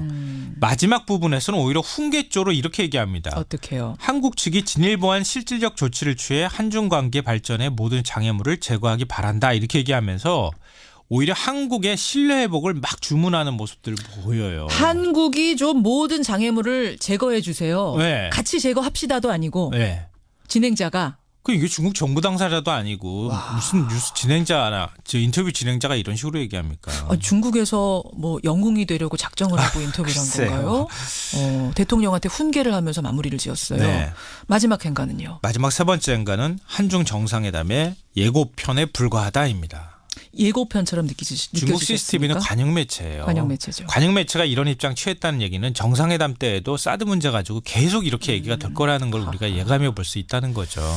걱정되네요. 오늘 국빈 방문하는데 좀 잘 풀었으면 좋겠습니다. CCTV부터 이렇게 시작을 했다. 이런 배경을 가지고 우리가 이번 방문 지켜봐야겠습니다. 네네. 김성환 씨 수고하셨습니다. 네, 고맙습니다. 이가탄의 힘. 붓고 피날 때 탁월하게. 아픈 잇몸을 건강하게. 이가탄. 잇몸병엔 이가탄. 증상은 달라도 잇몸병엔 역시 이가탄입니다. 잇몸병엔 이가탄. 아시죠? 명인제약. 모두가 세상을 여행할 때 모두 투어는 당신을 여행합니다. 당신이 좋아하는 것을, 설렘을, 이야기를, 모두의 여행이 다시 만나고 싶은 여행이 되도록 당신을 여행합니다. 다시 만나고 싶은 여행 모두 투어. 기분 좋은 컴퓨터 위더스 컴퓨터. 가깝고 빠르게 전구 500개 대리점 믿음이 중요해 두 번을 보증해 대리점 함께해. 기분 좋은 컴퓨터 위더스 컴퓨터. 컴퓨터는 위더스 컴퓨터. 아유, 세 단계 종이 또 걸렸어. 정말 제보나 하려다가 미치겠네. 내가 진작 현대오피스로 바꾸라니까. 오늘 다 날 셀 거야. 이제 스트레스 받지 마세요. 사무기기 전문기업 현대오피스가 책임지겠습니다. 사무기기의 올바른 기준. 현대오피스. 노동조합에 노크하세요. 헌법이 보장한 권리입니다. 노동조합에 노크하시면 달라진 삶이 열린답니다. 함께 열어보실래요? 내 삶을 바꾸는 노동조합. 1577-2260 민주노총. 발효 홍삼. 좋은 건 다 아시죠? 이제 홍삼도 한국 야쿠르트입니다. 사포닌을 분해 흡수율을 높인 발효 홍삼 K로 잘 받겠습니다. 우리 몸에 잘 받겠습니다. 누구나 홍삼을 홍삼답게. 발효 홍삼 K. 야쿠르트. 얼굴보단 등을 보여주는 시간이 더 많았던 아버지와 나. 홋카이도 한 호텔에 내리는 끝없는 눈앞에선 서로에게 쌓인 미움도 후회도 하잘 것 없었다. 호텔을 예약하다, 감동을 예약하다. 호텔 패스. 일본 간다며? 지하철 기차 입장권 다 샀어? 그걸 한국에서 살 수 있어? 그럼 내일 투어에 가면 다 있어. 일본 가서 표 사려고 줄 안 서도 돼. 항공권 호텔도 싸게 돼? 그건 기본이지. 다 된다니까. 어디라고? 2017 여행신문 소비자가 원하는 해외여행 개별여행 브랜드 12년 연속 1위 네일 투어. 소통은 편해지는데 왜 사람들은 더 외로워지는 걸까요? 마음이 통하는 세상을 꿈꿔온 조아름 씨. 그 꿈이 손편지 사업으로 이어졌습니다. 진심은 언제나 통한다고 믿어요. 아름 씨의 꿈이 세상에 없던 길을 만듭니다. 기프트카가 그 길에 함께하겠습니다. 현대자동차 그룹. 4416님, 김성태 의원 축하드립니다. 그런데요, 대여 투쟁뿐 아니라 박근혜 정권의 적폐를 좀 전사적인 마음으로 투쟁하실 생각은 없으신가요? 하셨네요. 입으로 갑니다. CBS. 반도이브라 맘스 카페 나와 있는 김윤웅입니다. 보라는 학원 갔어? 별동학습관 갔지. 신랑은? 안방 소재에서 나오질 않아. 자기만의 공간이 너무 좋은가 봐. 보라 엄마 좋겠네. 그럼 유보라로 이사 오고 우리 가족 대만족이야. 살수록 기분 좋은 집. 2018년에도 반도이브라의 고객사랑은 계속됩니다. 반도건설.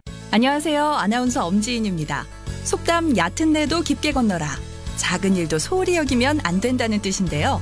산업 현장에서 꼭 명심해야 할 말이 아닐까요? 화학 공장의 화재 폭발 사고는 지역 주민에게까지 큰 피해를 줄 수 있어 예방이 중요한데요. 첫째, 정부는 유해 화학물질 취급 사업장의 지도 점검을 강화하고, 둘째, 사업주는 전문 교육, 사전 점검과 대응 훈련을 철저히. 셋째, 근로자는 안전 수칙을 꼼꼼히 준수하는, 이것이 바로 정부와 사업주 그리고 근로자의 안전 3박자가 아닐까요? 조심조심 코리아. 이 캠페인은 고용노동부와 안전보건공단이 함께합니다. 지금 내가 귀를 기울이고 있는 건 너의 이야기와 레인보우에서 흐르는 음악. 또 하나는 바로 레인보우 광고. 높은 청취율의 CBS 인터넷 라디오 레인보우. 레인보우의 광고를 전해보세요. 검색창에 레인보우 광고. 고국을 떠나 있지만 마음은 하나 함께였지. 한민족만의 슬기와 향기를 널리 전하며 세계 곳곳 어디서나 한국의 이름을 드높이 빛내리. 우린 하나 흩어져도 언제나 함께 있는 세계 속에 글로벌 코리아. 재외 동포재단. 안녕하세요. 평창 동계올림픽 성공을 기원하는 대한민국 국민 이영애입니다. 세계인의 축제 2018 평창 동계올림픽이 내년 2월 9일 시작됩니다. 국경과 인종을 넘어 하나 되는 평창. 꿈, 열정, 새로운 희망. 함께해요. 평창. 2018 평창 동계올림픽은 2월 9일부터 17일간, 2018 평창 동계 패럴림픽은 3월 9일부터 10일간 개최됩니다. 지금 내가 귀를 기울이고 있는 건 너의 이야기와 레인보우에서 흐르는 음악. 또 하나는 바로 레인보우 광고. 높은 청취율의 CBS 인터넷 라디오 레인보우. 레인보우에 광고를 전해보세요. 검색창에 레인보우 광고. 이야기와 음악이 있는 방송. 청취율이 높은 CBS 인터넷 라디오 레인보우에서 8시를 알려드립니다.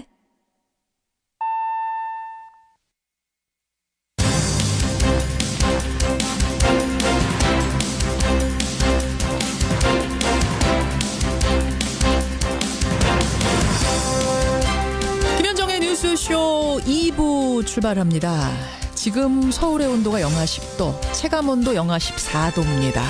어제보다 한 1도 오르긴 했습니다만 여전히 살을 내는 이 북극 한파가 계속되고 있는데요. 도대체 이 강추위는 언제까지 이어질지, 이번 한파는 도대체 어떻게 생긴 건지, 이번 겨울 날씨는 어떠려고 이러는 건지 오늘 첫 순서 날씨 얘기 좀 해보겠습니다. 최순실 국정농단의 내부 고발자 K스포츠재단 노승일 전 부장 여러분 기억하시죠? 2017년을 보내는 소회가 누구보다 남다를 것 같습니다. 오늘부터요, 이 2017년을 마무리하면서 우리가 다시 만나고 싶은 인물들 한 명씩 차례로 만나볼 텐데요. 그 첫 순서 노승일 전 부장 만나보도록 하지요. 국정농단 관련된 재판들 그나저나 지금도 계속 열리고 있는 거 우리가 알고 있습니다. 지난주에는 장시호 씨가 예상보다 높은 형량을 받아서 많은 주목을 받기도 했는데요. 그때 얘기가 나왔던 것이 바로 플리바게닝이란 거였습니다. 플리바게닝. 생소하긴 합니다만 장시호 씨는 왜 플리바게닝의 혜택을 받지 못했는가, 여러 가지 이야기들이 설왕설래했죠. 오늘 라디오 재판정에 이 플리바게닝을 올려보겠습니다.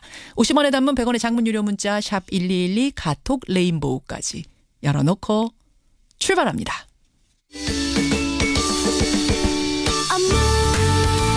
시간 집중 우리 모두 정시 퇴근 똑똑하게 일하고 후딱 집으로 돌아가요. 여러분의 워라벨 고용노동부가 함께합니다. 바닷물을 마실 수 있는 물로, 더러워진 물을 다시 깨끗한 물로. LG의 수처리 솔루션이 물 걱정 없는 세상을 만들어갑니다. 옳은 미래 LG.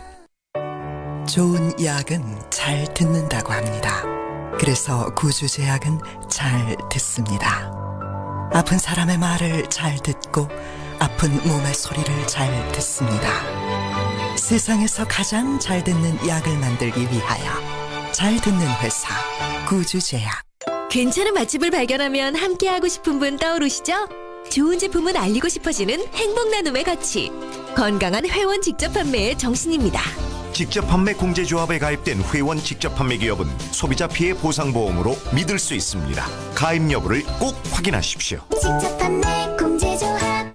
지아씨 굿모닝. 요즘도 변비? 아니요, 굿모닝 S. 굿모닝 S? 네, 변비 치료제 굿모닝 S. 굿모닝 S. 네, 생약으로 만든 한방 변비약 굿모닝 S. 변비엔 굿모닝 S. 수트 잘 만드는 회사의 캐주얼은 다르더라고요.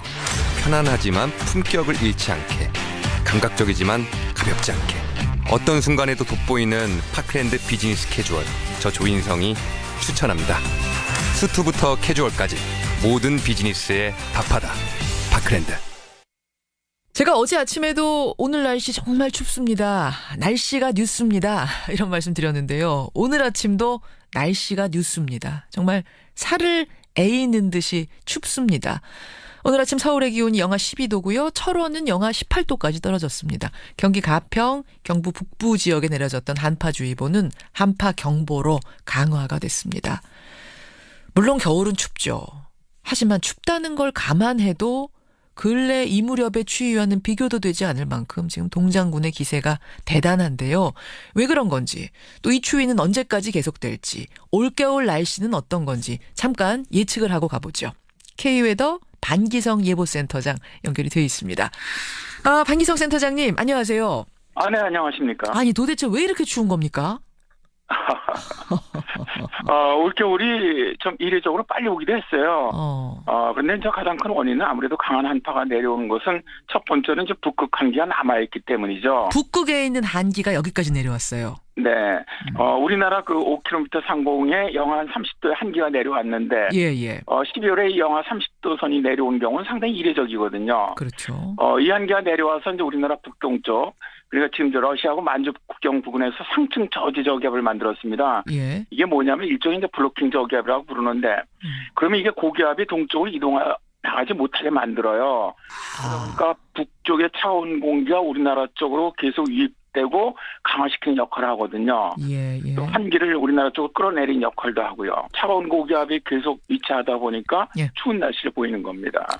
아니 근데 그 북극에 있는 한기, 영하 35도짜리 한기가 왜 이렇게 내려온 겁니까? 이례적으로? 지구온난화의 하나의 영향이라고 우리가 보는데, 이 북극에 보면 이제 폴라보텍스라고 부르는 극소용돌이 기류가 있습니다. 그게 뭐예요? 극을 갖다가 중심으로 해서 회전하고 있는 하나의 소용돌이라고 우리가 얘기를 하는데, 근데 이게 굉장히 강한 북극의 한기입니다. 이게 보통 겨울에는 이 북극의 한기를 막아주는 역할을 하는 것이 제트기류입니다. 근데 문제는 이 북극의 기온이 낮을 때는 북극하고 중위도 안에 그 기온 차이가 커지면서 제트기류가 아주 강하게 동서 운동을 해요. 동서로. 북극의 한기가 내려오는 걸 막아줍니다. 이 제트기류가. 근데 이제 이 기후 변화로 인해서 북극의 기온이 올라가다 보니까 북극 기온과 중위도 기온 차이가 상대적으로 줄어들게 되거든요. 그러다 보면은 북극 한기를 막아주는 제트기류가 약해지면서 동서 운동보다는 오히려 남부 운동을 합니다. 남쪽으로 내려오는 운동을 하죠. 북극 한기가 남쪽으로 길게 내려오면서 이 지역은 아주 혹한이나 이 한파가 내려오게 되는 것이죠.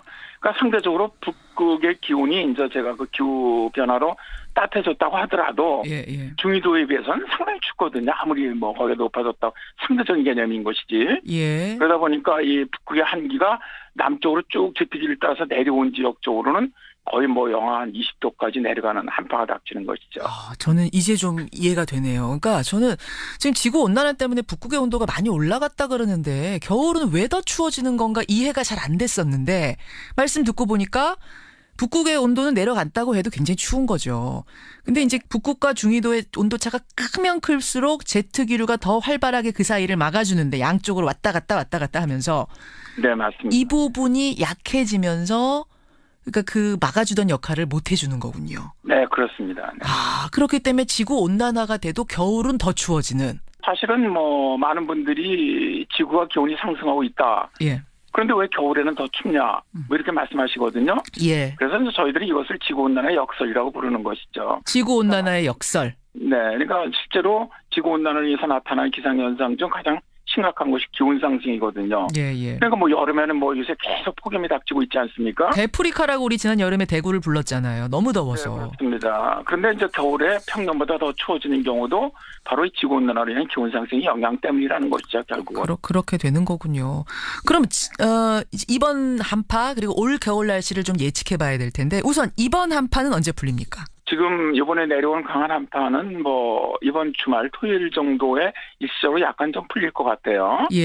그러나 이제 다시 17, 18, 19일에 또다시 한파가 또 내려오거든요. 두 번째. 또다시. 네네. 그리고 나서 이제 그게 지나가고 지금 보기에는 한 성탄절 부근에서 약간 이제 평년 기온 정도 회복한 다음에 다시 12월 말서부터 1월 초에 한파가 또 내려올 거예요. 그렇게. 그 센터장님 잠깐만요. 제 예로부터 우리 겨울 추위 하면은 사만사온 그랬잖아요. 네네. 3일 추우면 4일은 풀려야 하고 이래야 되는데, 이번 한파는 지난 금요일부터 시작이 됐는데 아직도 풀릴 기미가 안 보이고 주말까지 계속 간다 그러면 왜 이 사만사온은 무너진 겁니까? 사실 우리나라의 뭐 전통적으로 내려오는 겨울 기상현상 중에 하나가 바로 사만사원이죠. 예. 최근에 이런 주기적인 사원현상이 나타나질 않아요. 저희들이 그래서 이건 이제 고전적인 기상현상이라고 부르는데 이게 왜 그러냐면 최근에 이제 지구온난화로 인한 기후변의 영향으로 이런 모든 날씨들이 변하고 있다는 거죠. 역시 지구온난화. 네, 그러니까 이제 사만사원의 온난 주기가 아주 불규칙적으로 변해 나간다는 거예요. 올해 같은 경우도 11월부터 추웠는데 예를 들어서 13일간 계속해서 평년보다 춥다가 이틀이 따뜻했거든요. 맞아요. 그럼 이거는 14만 이온이거든요. 14만 이온. 앞으로도 사만사원의 어떤 이런 주기적인 날씨는 보기 힘들어지지 않겠느냐 그렇게 보고 있습니다. 우리 예전에 교과서에서 이제 겨울 특징 하면은 사만사원 이런 거만 외우고 시험 보고 이랬는데 더 이상은 이 의미가 없네요. 교과서에서도 빠져야 되게 생겼네요. 네, 거의 안 나타납니다 이제는 잘. 자, 그럼 이제 올 겨울의 전반적인 날씨 예측을 좀 해볼게요. 지난 여름에는 근래 어느 때보다 더운 여름을 보냈습니다. 40도에 육박할 정도로. 그럼 이번 겨울도 혹시 그 정도를 예상하고 있어야 되나요? 일단 평년보다는 추운 그런 겨울이 될 거로 보고 있습니다. 일단 현재 라니냐 현상이 현재 진행 중에 있거든요. 라니냐 현상은 이제 동태평양 해수 온도가 이제 평년보다 낮은 형태인데 일단 뭐 올 겨울에는 뭐 약한 형태로 계속 진행될 것이다. 그렇게 예상이 되고 있고. 대개 이렇게 라니냐가 있는 해에는 우리나라 겨울이 추운 경향을 많이 보입니다. 이제 물론 올해 지금 12월이 평년에 비해서 현재 3도 이상 낮은 아주 혹한이거든요. 너무 추워요. 평균 기온이 3도라면 엄청 추운 거죠. 엄청난 거죠. 예. 작년, 재작년보다 지금 올해가 거의 뭐 3도에서 6도 정도 낮은 기온입니다. 평년 기온이. 그러니까 3도면은 뭐 별거 아닌 거 아니야 하실지 모르지만 이게 평균 기온 3도면 진짜 어마어마한 거예요. 엄청 추운 겁니다. 진짜로. 그러니까 뭐 거의 이례적인 역대급 올해 12월은 추인데 1월, 2월에도 평년보다는 기온은 낮을 것이다. 그러나 이제 이 3월처럼 평균보다 3도 이상 낮은 그런 혹한은 아닐 것을 일단은 예상을 합니다. 다만 저 기온의 높낮이 추워졌다가 기온이 또 올라가고 이런 진폭이 좀 심한 이런 겨울이 될 가능성이 높을 것을 일단 봅니다. 그래요. 얘기를 하다 보면 다 이게 지구온난화로 모여요. 요즘 날씨 얘기를 했다 하면. 근데 심각성을 이번에 우리가 절절히 느꼈는데 센터장님은 어떻게 그 뭐 내복이라도 하나 좀 껴입고 다니세요? 이렇게 추울 때는? 저는 내복 입습니다. 저는 오히려 그게 지혜로운 삶이라고 생각하거든요. 그리고 지혜로운 삶도 삶이고 그 지구 온난화를 위한다는 측면에서도 난방 좀 덜하고 내복 껴입어서 온도 올리는 내복 다시 입기 캠페인 전 이런 거 해야 된다고 생각해요. 맞습니다. 전적으로 찬성합니다. 여기까지 말씀 듣죠. 고맙습니다. 네, 감사합니다. K웨더 예보센터의 반기성 센터장이었습니다.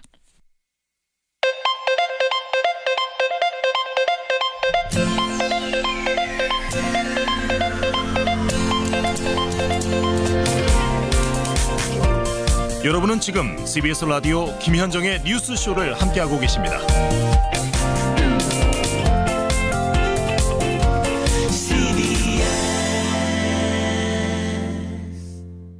2017년 하면은 여러분은 어떤 일들이 제일 먼저 떠오르세요? 저희 뉴스쇼에서는 오늘부터 연말까지 인터뷰 그 후가 궁금했던 분들을 한 분씩 차례로 만나볼까 합니다. 오늘 첫 순서는요. 지난 겨울 불거졌던 박근혜 최순실 국정농단 사태에서 그야말로 맹활약했던 분이죠. 노승일 전 K스포츠 부장. 지난 5월에 저와 인터뷰를 했었는데 그 후로 7개월이 지난 지금은 어떻게 지내고 있는지 올 한 해를 함께 마감해 보겠습니다. 노승일 전 K스포츠 부장 연결이 돼 있습니다. 노 부장님 안녕하세요. 네, 안녕하세요. 노승일입니다. 아니 현재 직함을 제가 찾다 보니까 네네. 사단법인 대한청소년체육회의 이사장. 네. 이사장이세요? 네, 맞습니다. 예. 대한청소년체육회 그러면은 이게 무슨 공기관입니까? 아닙니다. 이거 공기관은 아니고요. 예. 저희가 지난번에 그 이완영 의원이 그 저를 이제 명예훼손을 고소하면서 안민석 의원님이 이제 변호사 비용을 모금해달라고 트위터에 올리셨는데 이틀 만에 1억 3,700만 원이 모였어요. 이틀 만에요? 제가 그 돈을 그 박창현 신부님한테 받았는데 이거는 이제 다시 이제 사회로 환원해야 되겠다라는 결정을 해가지고 사단법인을 만들었습니다. 일종의 공익재단을 만드신 거군요. 네네네. 지금 현재 우리나라 실정에 보면 돈이 없어서 운동을 포기하는 친구들이 많거든요. 예. 또 부모님이 또 포기를 시키는 경우가 많아서 그들을 이제 도와드리고자 해서 이거를 좀 만들어봤습니다. 그러고 보니까 노승일 이사장도 저 배드민턴 선수 출신이시잖아요. 맞습니다. 그렇죠. 저도 이제 86년서부터 제가 이제 운동 선수 생활했거든요. 예, 그렇죠. 네. 그렇죠. 그런 어린 시절의 기억이 있어서 어쨌든 승진하셨네요, 이사장으로. 어렵습니다. 2017년 돌아보면 참 다사다난했습니다. 태블릿 PC 발견되면서부터 시작된 이 국정농단 사태가 촛불 집회로 이어지고 탄핵에 또 새로운 대통령 선거까지 격동이란 말을 이거 아무데나 못 붙이는 건데 여기다가는 붙여도 괜찮죠? 네네, 맞습니다. 노승일 이사장의 올해는 어땠습니까? 돌아보자면. 2016년 12월 22일 날 이제 5차 청문회 이제 참고인으로 참석을 하면서 그렇죠. 그다음에 1월 9일 날이 이제 2차 참고인. 그다음에 1월 24일 날 최순실 재판 증인. 예. 2월 9일 날 헌법재판소 증인. 5월 4일 이재용 재판 증인. 맞아요. 6월 5일 날 박근혜 재판 증인을 마지막으로 해서 이제 법원을 이제 안 가고 있습니다. 일단 축하드리고요. 더 이상 안 가셔도 된다는 거에. 네. 정말로 굵직한 역사적인 재판에 다 증인으로 가신 거네요. 네, 예, 예. 돌아보면은 아쉬운 것도 많고, 또한 뭐 잘한 일이라고 생각하는 건 아무것도 없는데, 지금 현재적으로 봤을 때는 아직 박근혜 재판이 마무리가 안 됐잖아요. 안 됐죠. 재판에도 참석을 안 하고, 입을 꽉 다물고 아예 그냥 도리돼서, 전 대통령으로서 할 행동들은 아니다라고 생각합니다. 전 대통령다운 행동이 아니다. 네네. 네. 최순실 씨 같은 경우에는 11월 24일 재판에서 오열을 했다 그래요. 오열, 울부짖으면서 네. 차라리 나를 사형시켜달라 이랬다는 거 아닙니까? 네. 억울하다. 이 부분은 보면서 어떠셨어요? 본인이 솔직하게 뭐 억울한 면은 없을 것 같아요. 뭐 최순실하고 제가 이제 2014년 3월부터 같이 뭐 있었잖아요. 그렇죠. 그런 거 같이 지켜봤을 때는 뭐 쇼맨십에 불과한 게 아니냐. 쇼맨십 보여주기 위한 울부짖음이었다? 네네네. 최순실이 2016년 10월달에 독일에서 입국을 하면서 예. 검찰에 출석을 하면서의 그런 모습들을 좀 더 다시 한번 상기시켜 보면. 그다음에 이제 2017년 특검에 출석을 하면서. 예. 더 이상의 민주검찰이 아니다 이러면서 그렇죠. 이제 소리를 질렀었거든요. 대한민국 검찰, 민주검찰 아니다 하면서 막 소리 지르고 또 청소 아주머니가 네. 욕하시고 막 이랬던 장면 떠올라요. 요소마다 본인이 이제 어떤 퍼포먼스를 보여줬거든요. 네, 그런 것들이 제가 봤을 때는 다 쇼맨십과 불과하다. 최순실표 퍼포먼스. 네네네. 그러니까 본인이 그런 요소마다의 퍼포먼스와 그다음 쇼맨십을 보여줌으로써 움직일 수 있는 사람들이 있잖아요. 지금 현재 보수단체 이런 쪽에서 더 많이 뭐 정부에 항의하고 검찰에 항의하고 법원에 항의할 수 있도록 그런 거를 또 만들기 위해서 그러한 퍼포먼스를 벌이지 않았나 이렇게 생각합니다. 네. 지금 이제 박근혜 재판, 최순실 재판 이야기를 했는데 네네. 저는 우리 노승일 이사장 인터뷰 5월에 인터뷰했던 것 중에 제일 기억에 남는 것이 그때 이제 정유라가 입국하기 전이었어요. 정유라 씨가 입국하기 전이었는데 노승일 이사장이 이런 말씀하셨죠. 네. 정유라는 어디로 튈지 모르는 럭비공 같은 인물이다. 그래서 입국을 하면 네. 이 수사 방향이 어떻게 될지 모른다. 어디까지 불지 모른다. 막 이런 얘기 하셨잖아요. 네. 정확하게 보셨더라고요. 네. 일단은 제가 이제 정유라랑 독일에서 약 한 3개월간 같이 생활하면서 예. 정유라랑 또 대화할 수 있는, 얘기할 수 있는 시간적인 부분들이 요소마다 있었거든요. 대화를 하면서 이 친구의 행동을 관찰해 본 결과가 이제 럭비공이라는 이제 표현이 나온 거죠. 그래요. 그 당시 정유라 씨 입국하고 나서 특검팀의 차를 타고 엄마도 몰래 가가지고 엄마한테 불리한 증언했던 거 그거 보고 국민들 굉장히 많이 놀라셨거든요. 그걸 보면서도 노승일 이사장은 저럴 수 있겠다는 생각 끄덕끄덕 하신 거예요? 예, 맞습니다. 왜 그러냐면은 정유라는 또래의 생각보다는 더 깊은 생각을 할 수 있는 친구였어요. 그래요? 깊은 생각을 할 수 있대요? 보기에는 좀 철부지 같은 행동도 하고 뭐 그래 보이는데. 당시에 독일에서 같이 있었던 정유라를 도와줬던 아주머니한테 얘기를 들었을 때는 저한테 그 아주머니가 그렇게 얘기하더라고요. 뭐라고? 회장님은 절대 정유라를 못 이긴다. 왜? 정유라는 보통 아이가 아니다라는 얘기를 했었거든요. 최순실 씨는 정유라, 엄마는 정유라 못 이긴다? 그러니까 상상을 초월하는. 그러니까 그 최순실이 생각했던 수를 뛰어넘어서 예. 더한 수를 써서 지금까지도 회장님은 정유라를 한 번도 이긴 적이 없다 이렇게 얘기를 했어요. 그렇군요. 네. 그러면 사실은 특검팀 차 타고 가서 엄마에게 불리한 증언해 한 것이 그 당시로서 정유라 씨로서는 사실은 최상의 판단을 한 거잖아요. 그렇죠. 그럴 수 있는 인물이라고 보신 거군요, 보면서. 네네, 그렇죠. 그래요. 그것도 참 돌이켜보면, 올 한 해를 돌이켜보면 참 국정농단 재판의 명장면 중에 하나였는데 사실 특검이 밝혀낸 게 특검팀 스스로는 30%라고 했어요. 근데 노승일 이사장은 지난 5월 인터뷰에서 10%도 안 된다고 하셨었죠. 네, 맞습니다. 그러면 나머지 90% 중에서 이런 부분은 좀 더 밝혀졌어야 하는데 못내 아쉽다. 2017년 보내면서 못내 아쉽다 하는 부분이 있다면 어떤 걸까요? 제가 생각할 때 가장 아쉬운 점은 문화계예요. 문화계. 최순실이 체육을 이용을 해서 기업에게 돈을 받으려고 했던 그 상황들. 그러면 최순실은 과연 미르라는 문화재단을 갖고 기업에게 돈을 받으려고 하지 않았을까라는 그런 생각을 하게 되는 거죠. 아니 미르라는 거 만들면서 이미 후원금 많이 받았다는 거는 밝혀진 거잖아요. 네네. 일단 K스포츠 재단을 만들면서 각 기업마다 후원금을 받았잖아요. 받았죠. 네, 그 상황에서 그 개별적으로 또 기업과 컨택을 해서 추가적인 또 지원을 받으려고 했어요. 예. 그렇다고 보면은 또 미르의 그 사업을 이용을 해서 기업과 컨택한 적은 없냐? 저는 이걸 좀 의심을 갖는 거죠.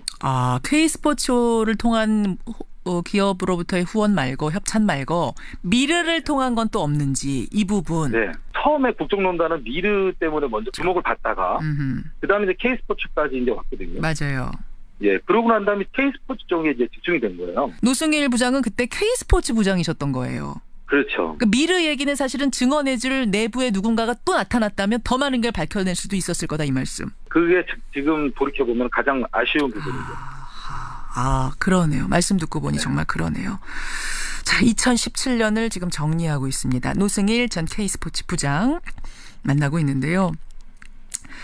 저는 말이죠. 그 국정농단 사태가 피의자로 연루된 그 사람들 제외하고 국정농단 전과 후가 가장 드라마틱하게 바뀐 사람을 꼽으라면은 노승일 이사장 같아요. 과찬했습니다. 아니 이게 참 너무 파란만장하지 않습니까? 스스로 생각해도. 예, 제가 좀 파란만장하게 살긴 살았는데 제 인생에 원래 이거는 없었거든요. 이럴 줄은 몰랐어요. 네네. 돌이켜보면 이제 좀 어느 정도 정리가 된 상황에서 돌이켜보면 어떻습니까? 국민들한테 일단은 죄송해요. 저는 국민들한테 그 빚을 졌어요. 하나의 빚은 저도 국정농단 세력과 같이 거기에 포함돼서 일했던 사람이고. 물론 모르고 고용이 된 거였지만 어쨌든 뭐 잠깐이든 어쨌든 일한 건 맞다. 네네. 그 부분 죄송하다. 네네. 그 부분은 정말 국민들한테 사죄드려야 되고. 또 하나의 빚은 촛불 집회. 촛불 집회에 빚을 졌다. 만약에 그때 당시에 촛불 집회가 일어나지 않았더라면 제가 아무리 증언을 하고 했어도 언론에서의 그 촛불 집회가 일어나면서 언론이 도와줬잖아요. 그렇죠. 그러면서 이제 제가 이제 특명히 이제 안전을 보장을 받았잖아요. 국민들이 노승일 증인을 보호해야 된다, 신변 보호 막 요청하고 이랬잖아요. 촛불 집회가 아니었으면은 제가 이렇게 두 다리로 걸으면서 이런 대한청소년 체육회라는 사업을 다시 할 수 있었나라는 생각을 돌이켜보면 국민들한테 죄송하면서도 또 한편으로는 감사한 마음이죠. 그 얘기 나왔으니 말인데 지금은 혹시 위험한 일 같은 거 안 당하세요? 뭐 협박을 당한다든지 그런 일 없습니까? 그런 경우는 없어요. 그런데 이제 매일 이제 생각을 하면서 들어가죠. 누군가가 있지 않을까? 혹시나. 트라우마가 있으신 거네요. 그러니까 트라우마가. 그렇죠. 그래요. 아이고. 노승일 이사장. 자, 이렇게 해서 2017년 갑니다. 이 재판은 우리가 끝까지 관심 갖고 지켜보기로 하고요. 개인적인 소망, 새해 소망은 뭔가요? 새해 소망은 2018년에는 대한청소년체육회가 크게 좀 발전했으면 좋겠어요. 그래서 저희가 지금 후원금이 이제 생각보다 이제 안 들어오는 상태에서. 그래서 지금 하고 있는 게 지금 일하러 갑니다. 라고 해서 제가 음식점이나 아니면 과일 가게에 가서 서빙을 하거나 판매를 하고 거기에서 받은 아르바이트 비용을 후원금으로 이제 다시 넣어놔요. 대한청소년체. 아르바이트를 해서? 그거 얼마 되지도 않을 텐데 식당 가서 아르바이트 해봤자. 예. 그리고 이제 지금 책을 쓰고 있어요. 2014년 최순실을 만나면서 겪었던 일들, 검찰 출석하면서 증언했던 내용들. 회고록이군요, 일종의. 네네. 그래서 책을 써서 인세를 받아서 인세로 아이들한테 희망을 주고 싶은 생각에 내년도 새해 소망, 2018년 새해 소망은 대한청소년체가 크게 발전됐으면 좋겠고요. 또한 책이 엄청나게 팔렸으면 좋겠어요.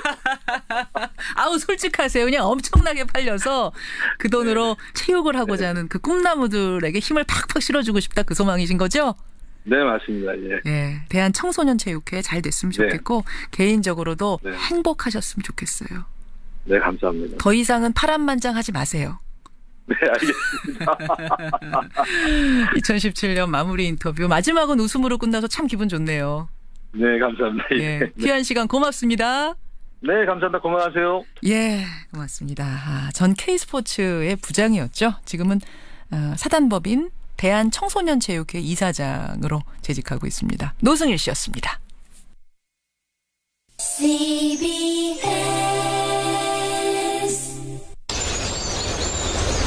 더 맑은 공기,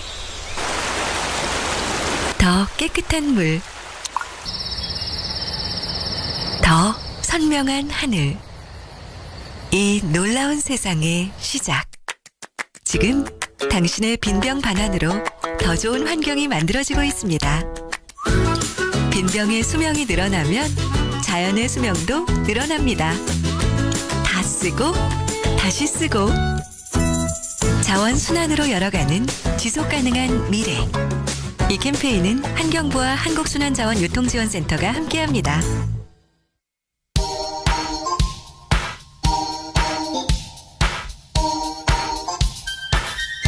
김현정의 뉴스쇼 CBS 라디오와 함께하고 계십니다. 저는 퇴근길 시사잡기 정관용입니다. 김성태 새 원내대표 인터뷰 들으시고는 많은 분들이 주문의 문자, 당부의 문자들 보내주셨어요. 이영무님은 지난 과거에 대해 철저히 반성하고 정직한 보수로 확 거듭나길 바랍니다. 이런 문자 주셨고 8923님은 김성태 의원이 한국노총 위원장 출신이시죠. 초심 잃지 않고 노동자들의 처우 개선, 사회적 약자를 위한 정치도 해주기 바랍니다. 그러셨어요. 어제 그 김성태 원내대표의 일성 가운데 하나가 서민과 노동자를 위한 정당이 되겠다 이 이야기를 하셨거든요. 서민과 노동자가 되겠다라는 이야기를 사실은 보수당에서 하는 게 이게 쉽지 않은 이야기인데 그런 얘기도 있었습니다. 노승일 이사장, 노승일 전 K스포츠 부장과 인터뷰 들으시고는 정숙자님 응원합니다. 어쨌든 국정농단 밝혀냈는데 정말 큰일 하셨어요. 고명성님 이런 문자도 주셨고 날씨 얘기 들으시거든요. 7067님 춥죠. 하지만 추워야 겨울 아닙니까? 이런 분 계시고 김대규님은 사만사원 무너졌다고요? 사만사원이 정말 그립습니다. 그래요. 예전에는 사만사원도 추워했는데 정말 이제는 그리울 처지가 됐죠. 민경현님은 아까 내복 입자 이 얘기 들으시고는 내복 입는 건 좋은데요. 지하철 타면 또 너무 답답해요. 겨울 참 어렵네요. 추운 새벽에 나오느라 애써주시는 뉴스쇼 팀들도 고맙습니다. 아유, 저희한테 인사까지 고맙습니다. 여러분의 의견 잘 받았습니다.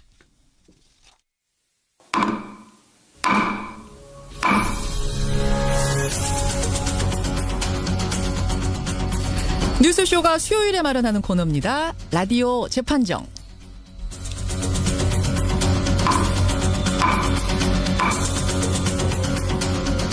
라디오 재판정 오늘도 두 분의 반가운 변호사 나오셨습니다. 노영희 변호사님 어서 오세요. 네, 자세히 들여다보면 생각보다 귀엽고 재밌습니다. 라디오 재판정의 노영희 변호사입니다.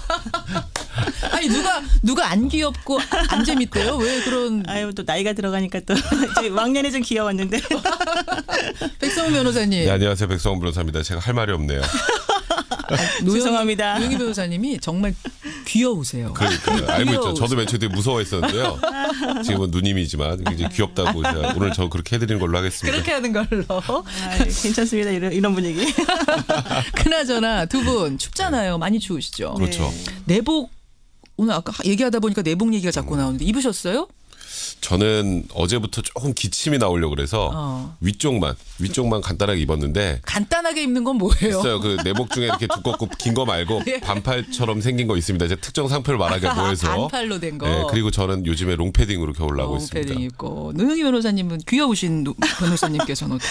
사실 입어야 되는데 저는 며칠 전부터 콧물이 나오긴 하는데도 그냥 끝까지 버티고 있습니다. 근데 보니까 좀 춥게 입고 다니세요. 옷이. 너무 이 젊음을 아직도 아니 게 아니라 차에 옷이 있어가지고 차를 타고 다니니까 주로 안 걸어 다녀가지고 제가 좀 약간 잊어버리고 다니더라고요. 보니까.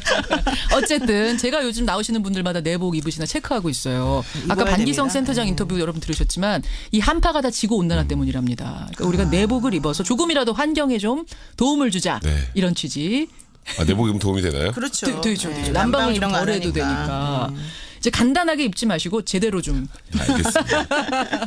자, 오늘 라디오 재판정 들어가기 전에 오늘 새벽에 그 구속영장이 기각된 두 사람 얘기부터 좀 나눠봐야겠습니다. 김태효 전 비서관, MB정부 시절에 우리 사람을 뽑으라라는 이 VIP의 지시를 국방부에 전달한 혐의를 받고 있는데 구속영장 기각이 됐어요. 그러니까 지금 그 사건의 구조를 좀 보면 김관진 전 국방장관이 김태효 비서관에게 전달을 하면 김태효 비서관이 이명박 전 대통령에 보고하고 또 역으로 지시를 받아서 말씀하셨던 것처럼 군사이버사령부에 우리 사람을 뽑으라.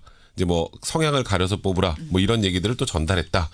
이제 어찌 보면 이 큰 줄기의 중간 연결고리에 있는 메신저 분입니다. 역할을 한 거예요. 근데 사실 김관진 전 장관이 구속이 됐다가 구속적 부심을 통해서 풀려났죠. 그렇죠. 그 다음부터 사실 법원의 기류가 조금 묘한 것 같아요. 그 뒤에 영장 발부된 거 보셨나요? 없네요. 그러고 보니까. 그리고 이번 내용도 역시 마찬가지로 김관진 전 장관이 적부심에서 풀려날 때랑 내용이 똑같습니다. 그러니까 혐의 자체가 다툴 여지가 많다는 거예요. 그러니까 쉽게 말해서 검찰이 아직 완벽하게 수사를 못했다는 뜻입니다. 이제 법원의 입장에서 바라보면 다툴 여지가 있다는 뜻이 그런 거예요. 네, 수사 그렇죠. 더해라. 부실하다 이거. 그러니까 쉽게 말해서 이거는 다퉈서 무죄로 나올 수 있는 사람인데 예를 들어서 그런데 이걸 구속을 시키는 건 너무 중하다. 그럼 이건 피의자의 방어권 행사 차원에서 불구속 상태에서 수사를 하는 것이 맞다라는 취지거든요. 근데 그렇다면 지금 소위 이명박 전 대통령에 대한 수사까지 올라가는 과정에 사실 검찰이 치명상을 입은 거나 마찬가지 상황입니다.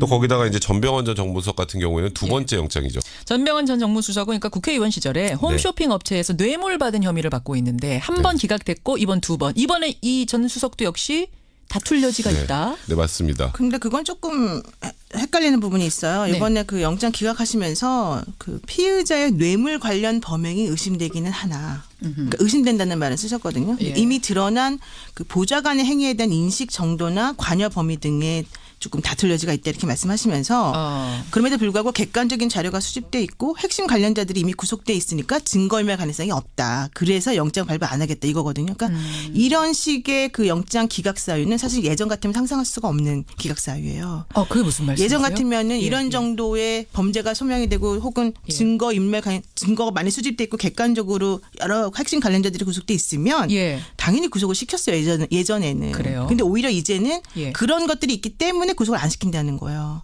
그러니까 검찰이 사실 헷갈릴 수밖에 없는 구조인 것 같아요. 이제부터는. 검찰이. 왜냐하면 예전 같으면 이건 당연히 영장이 나오는 사안인데 지금 이런 상황으로 계속해서 지금 똑같은 패턴으로 기각 사유가 나온다는 것은 앞으로 법원이 영장 발부를 아주 신중하게 하겠다. 이런 얘기를 할 수 있거든요. 기류가 바뀌었다고 보시는 바뀐 것으로 지금 보여지고. 그러면 전병헌 수석, 전 수석이긴 합니다만 이번 정권의 권력자기 때문에 일부러 봐준 거라고 보세요. 그런 건 아니고요. 그건 아니고. 그러니까 검찰 입장에서는 첫 번째 그때 롯데홈쇼핑 관련해서 구속영장을 청구했다 기각이 됐죠. 그래서 그 이후에 이제 절치부심을 해서 거기만 있는 게 아니다. 그래서 GS홈쇼핑도 압수수색을 진행을 하고 그 다음에 또 현재 정무수석에 있으면서 무언가 또 그 게임산업진흥을 위해서 좀 압박을 했다라는 내용까지 추가가 됐어요. 이번에 넣을 때. 네, 혐의가 두 개가 추가가 된 겁니다. 그래서 이번에는 검찰도 좀 자신감을 보였거든요. 왜냐하면 현재 살아있는 권력을 쉽게 말해서 오빠 오셨잖아요.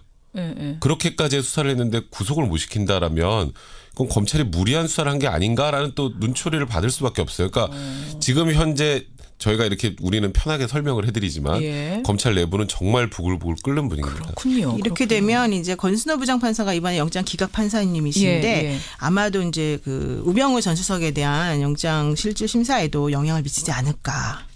어떻게요? 그러니까는 같은 패턴으로 나올 가능성이 좀 있고요. 이제 원래 우병우 전 수석은 그 민정수석의 업무 범위가 매우 애매하고 추상적이기 때문에 계속해서 그동안 기각이 됐었는데 맞아요. 이번 같은 경우에도 같은 판단을 해보게 되면 기각이군요. 네, 기각될 가능성이 좀 또 높지 기각이군요. 않을까. 네, 그러니까 마지막으로 또 기각되지 않을까. 그러니까 이번에는 이제 국정원으로부터 이제 불법 민간인 사찰을 하고 그다음에 이석 특별감찰관에 대한 동향을 보고받았다. 추명호 국장으로부터. 예, 그게 이제 이번에 가장 핵심적인데 얼마 전에 기억하실지 모르겠지만 최은수 국정원 2차장이 예. 영장이 기각됐죠. 그랬죠. 거기도 메신저예요. 메신저 개념이랑 가깝습니다. 물론 최은수 차장은 뭐라 그랬냐면 추명호 국장이 직접 보고라는 걸 알고 있었지만 알고 묵인하는 정도였지 내가 관여는 안 했다라고 주장을 했는데 맞아요. 어쨌건 지금 우병우 수석 관련해서는 지금 영장이 지금 3번 기각됐나요? 2번 기각됐나요? 두 번 기각됐나요? 기각되고 세 번째. 세 번째죠. 한 사람한테 영장 3번이나 청구한 것도 흔치 않은 일이에요. 그렇죠. 그런데 검찰 입장에서도 이번에 또 기각되면 예. 그럼 우병우 수석은 도대체 수사를 하는 거냐 안 하는 거냐라는 또 국민적 비난을 받을 수밖에 없어요. 그러니까 검찰 입장에서는 정말 법원에서 영장을 발부해 줬으면 하는데 지금 조금 전에도 말씀드렸지만 법원의 영장을 발부하는 기류가 조금 바뀌어가는 것 같긴 해요. 이런 기류라면. 그래서 우병우 전 수석에 대해서도 영장 발부를 자신하기 좀 어려운 분위기 아니냐. 그런데 또 하나 얘기가 중요한 나옵니다. 거는 그 영장 실질 심사를 청구를 하게 되면 예. 구속영장 청구하면 보통 그 다음 날이나 혹은 아무리 늦어도 그 다음 날 그러니까 이틀 정도 안에 실질 심사가 이루어지는데 예. 이번에는 오히려 3일이나 시간을 주었고 또 변호인 측으로 하여금 이제 의견서를 제출할 수 있는 충분한 기회와 시간을 제공하겠다. 예. 이렇게 얘기가 되고 있거든요. 아마도 그거는 방어권을 제대로 행사해라. 이런 주문으로 들려서 지금 아마 검찰은 바짝 긴장하고 있을 것 같습니다. 이렇게 기류가 바뀐데 이유가 있는 거예요?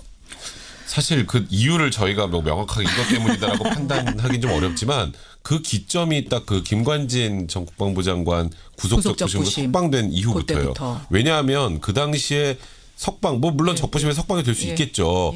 그런데 석방이 되려면 특별한 이유 사정 변경들이 있어야 되는데 없이 됐죠. 그게 전혀 없이 영장 전담 판사의 판단을 그대로 뒤집었기 때문에 제가 그냥 일반인 시점에서 질문을 드리자면 혹시 검찰하고 지금 법원하고 기싸움하는 거 아니냐. 그러니까 이런 질문을 할 법은 하거든요. 기싸움하고 있는 거 아닌가 판사들하고. 사실 저는 아니길 바랍니다만 검찰 내부에서는 그런 분위기로 읽고 있는 것 같아요. 검찰은. 법원을. 네.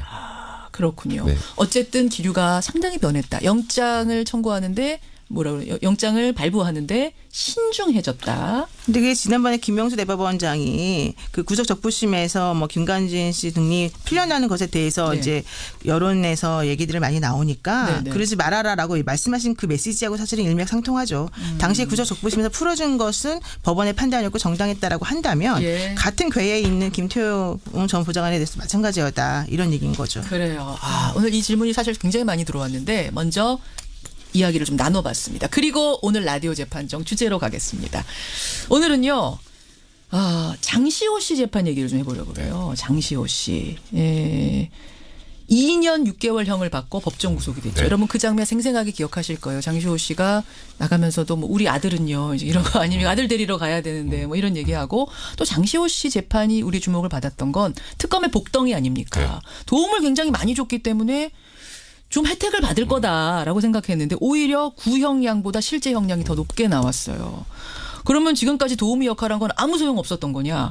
플리바게닝이란 게 우리는 정말 전혀 실제적으로 없는 거냐? 이런 논의들이. 사실 그 기억할지 모르겠지만 작년 12월 8일 날 장시호 씨가 구속이 됐습니다. 예. 그리고 6개월 구속 기간이 지나고 유일하게 풀려났죠. 맞아요. 국정농단 관여자 중에 유일하게 특검에서도 뭐 다시 영장을 재청구하거나 연장할 필요가 없다라고 해서 풀어줬어요.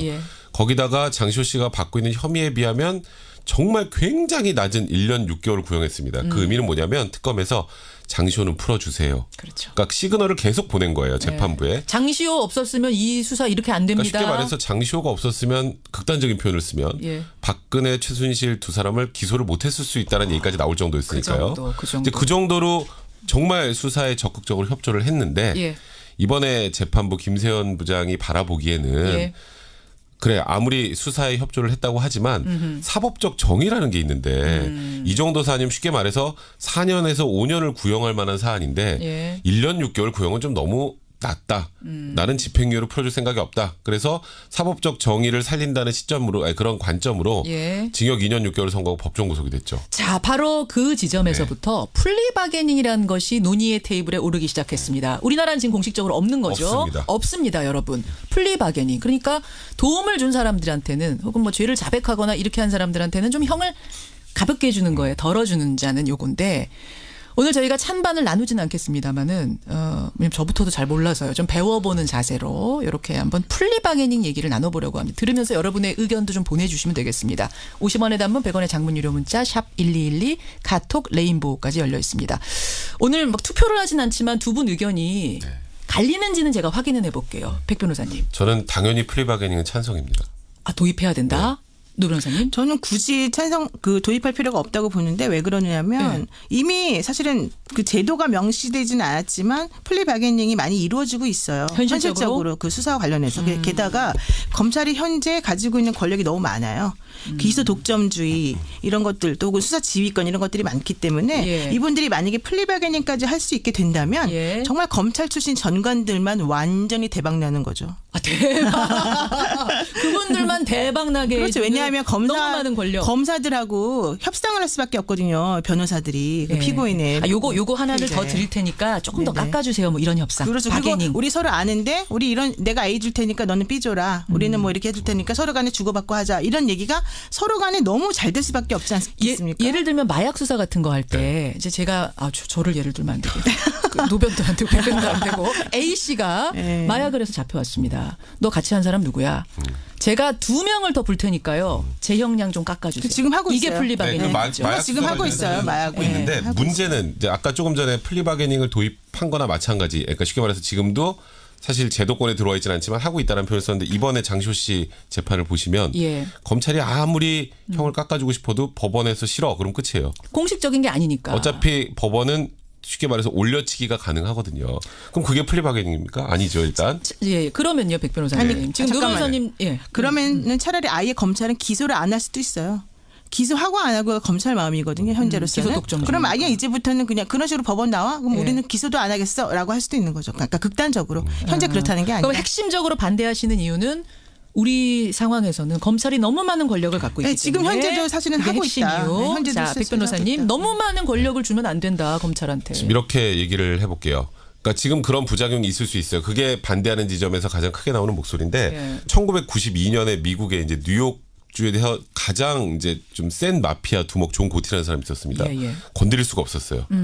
이게 도무지 뭐 누군가가 불나 그러면 죽어버리고 뭐 이런 상황이 되다 보니까 근데 거기서 최측근 오른팔이 존 고티가 16건의 살인에 관여됐다는 진술을 합니다. 대신에 본인의 형은 다 깎았죠. 아, 미국은 공식적으로 플리바게닝이 있죠. 모든 범죄 인정이 모든 됩니다. 범죄 있죠. 그래서 소위 말하는 뉴욕 마피아 전체를 소탕했어요. 그러면은 그 오른팔인 사람을 굳이 감옥에 넣으면서 존 고티라는 몸통까지 못 가는 게 맞는 건지 사회적으로 봤을 때 이 사람이 형을 깎아주고 큰 거악이나 범죄의 몸통을 처리하는 게 맞는 건지 그거는 수사의 그러니까 그 사회적인 관점에서 바라보면 사실 제일 큰 목적은 거악 척결입니다. 이번 사건도 장시호 씨가 물론 지금 약간 걱정되는 건 그제군요. 이재용 부회장의 재판에서부터 조금 기류가 바뀌었어요. 맞아요. 그러다가 이제 무언가 국정농단 재판 자체가 헝클어지면 그럼 그게 과연 사법적 정의 실현인지. 그러니까 장시호 씨를 처벌을 강하게 하는 게 맞는지 결국 몸통이었던 박근혜 최순실의 범죄 사실에 대해서 입증을 하는 게 맞는 건지 그런 것들을 비교해 볼 필요가 있어요. 맞는 말씀이긴 한데 미국의 제도랑 우리 제도가 다르잖아요. 거기는 배심원죄를 주로 하고 있고 우리는 주가 그게 아니고 뭐 이런 것들. 그래서 영미법계 전유물이라고 했던 플리바게닝 제도를 작년에 일본도 도입을 했습니다.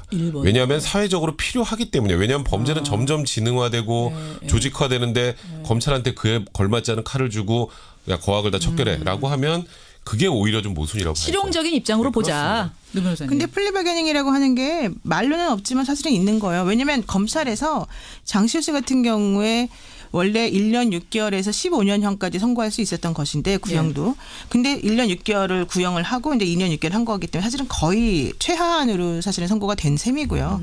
또 우리나라 같은 경우에 현재 지금 뭐 말씀하신 것처럼 거학척결의 그런 차원에서 기본적으로 수사 협조하는 사람들에 대해서는 다른 여타 범죄가 있어도 그거를 기소하지 않는다던가 아니면 아예 여러 가지 측면에서 뭐 혐의를 좀 빼준다던가 이런 방식으로 많이 진행이 되고 있고 또 하나 중요한 건 내부 증언자 형사 면책제도라고 하는 것을 검찰에서 도입하려고 그랬었어요. 내부 증언자 형사 면책. 그러니까 내부 증언 같은 것들이 있어야지만 수사가 진행이 될 수 있는 그런 것들이 있잖아요. 아까 그 뭐 조폭 같은 경우. 뭐 뇌물죄도 그렇고 이제 그런 죄들 같은 경우는 도입하자라고 했는데 법원이 반대를 해서 결과적으로 이제 못한 셈이 됐는데 법원의 기류는 좀 반대 기류겠죠, 당연히. 그렇겠죠. 근데 어쨌든 간에 그런 것들이 필요하다는 걸 알고 있기 때문에 그런 것들이 제도화는 되어 있지 않지만 여러 가지 방법으로 그분들에 대해서 수사를 협조하면 도와주는 방식이 진행되고 있고 지금 현재 예를 들면 국정원의 그 이현수 기조실장 같은 경우가 지금 그런 형식으로 진행이 되고 있거든요. 근데 이왕 그렇게 현실적으로 되고 있으면 그냥 아예 제도권으로 넣어버리자. 그거를 암암리에 그렇게 하는 것보다는 플리방해랑 제도를 특정 범죄 몇 가지 정도는 정해서 선정을 해서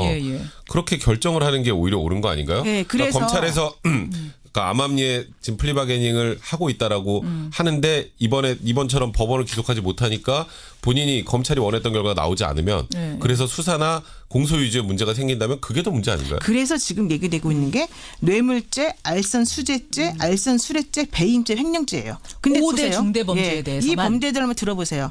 뇌물죄, 그다음에 배임죄, 횡령죄, 알선수재죄 전부 다 무슨 죄입니까?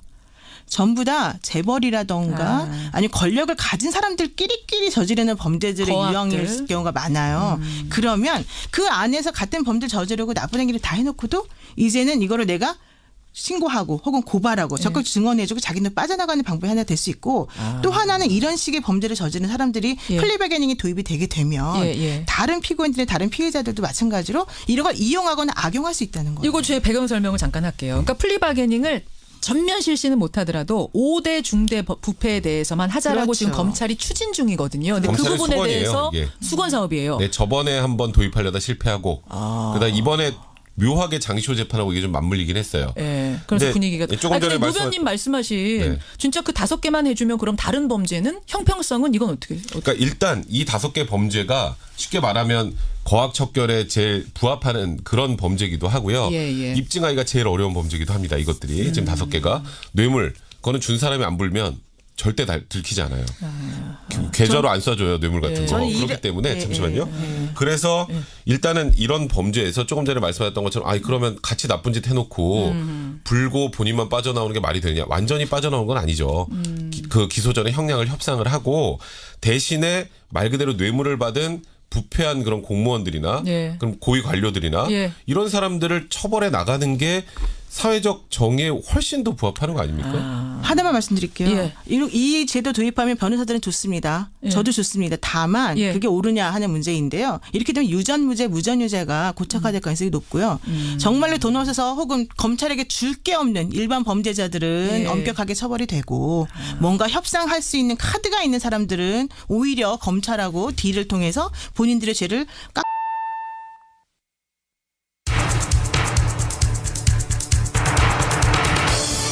최승진의 아침 뉴스.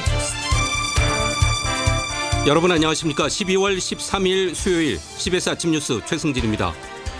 이명박 정권 안보실세 김태효 전 청와대 비서관에 대한 구속영장이 기각됐습니다. 이 전 대통령에 대한 댓글 수사 계획도 차질을 빚게 됐습니다. 홈쇼핑 뇌물과 예산 압박 혐의를 받는 전병헌 전 청와대 정무수석에 대한 구속영장이 또다시 기각됐습니다. 틸러슨 미 국무장관이 북한과 아무런 전제 조건을 달지 않고 첫 번째 직접 대화를 할 용의가 있다고 밝혔습니다. 자유한국당 새 원내대표에 선출된 비박계 김성태 의원은 강력한 대여 투쟁에 선봉에 설 것이라는 입장을 밝혔습니다. 가상화폐 거래소를 이용할 수 있는 계좌를 발급해오던 은행들이 가상계좌 발급을 속속 중단하고 나섰습니다. 서울 영하 12도를 비롯해 오늘도 매서운 강추위가 이어지고 있습니다. 영하 10도 안팎의 한파는 내일까지 이어진 뒤 주춤하겠습니다. 이상은 이 시간 주요 뉴스입니다.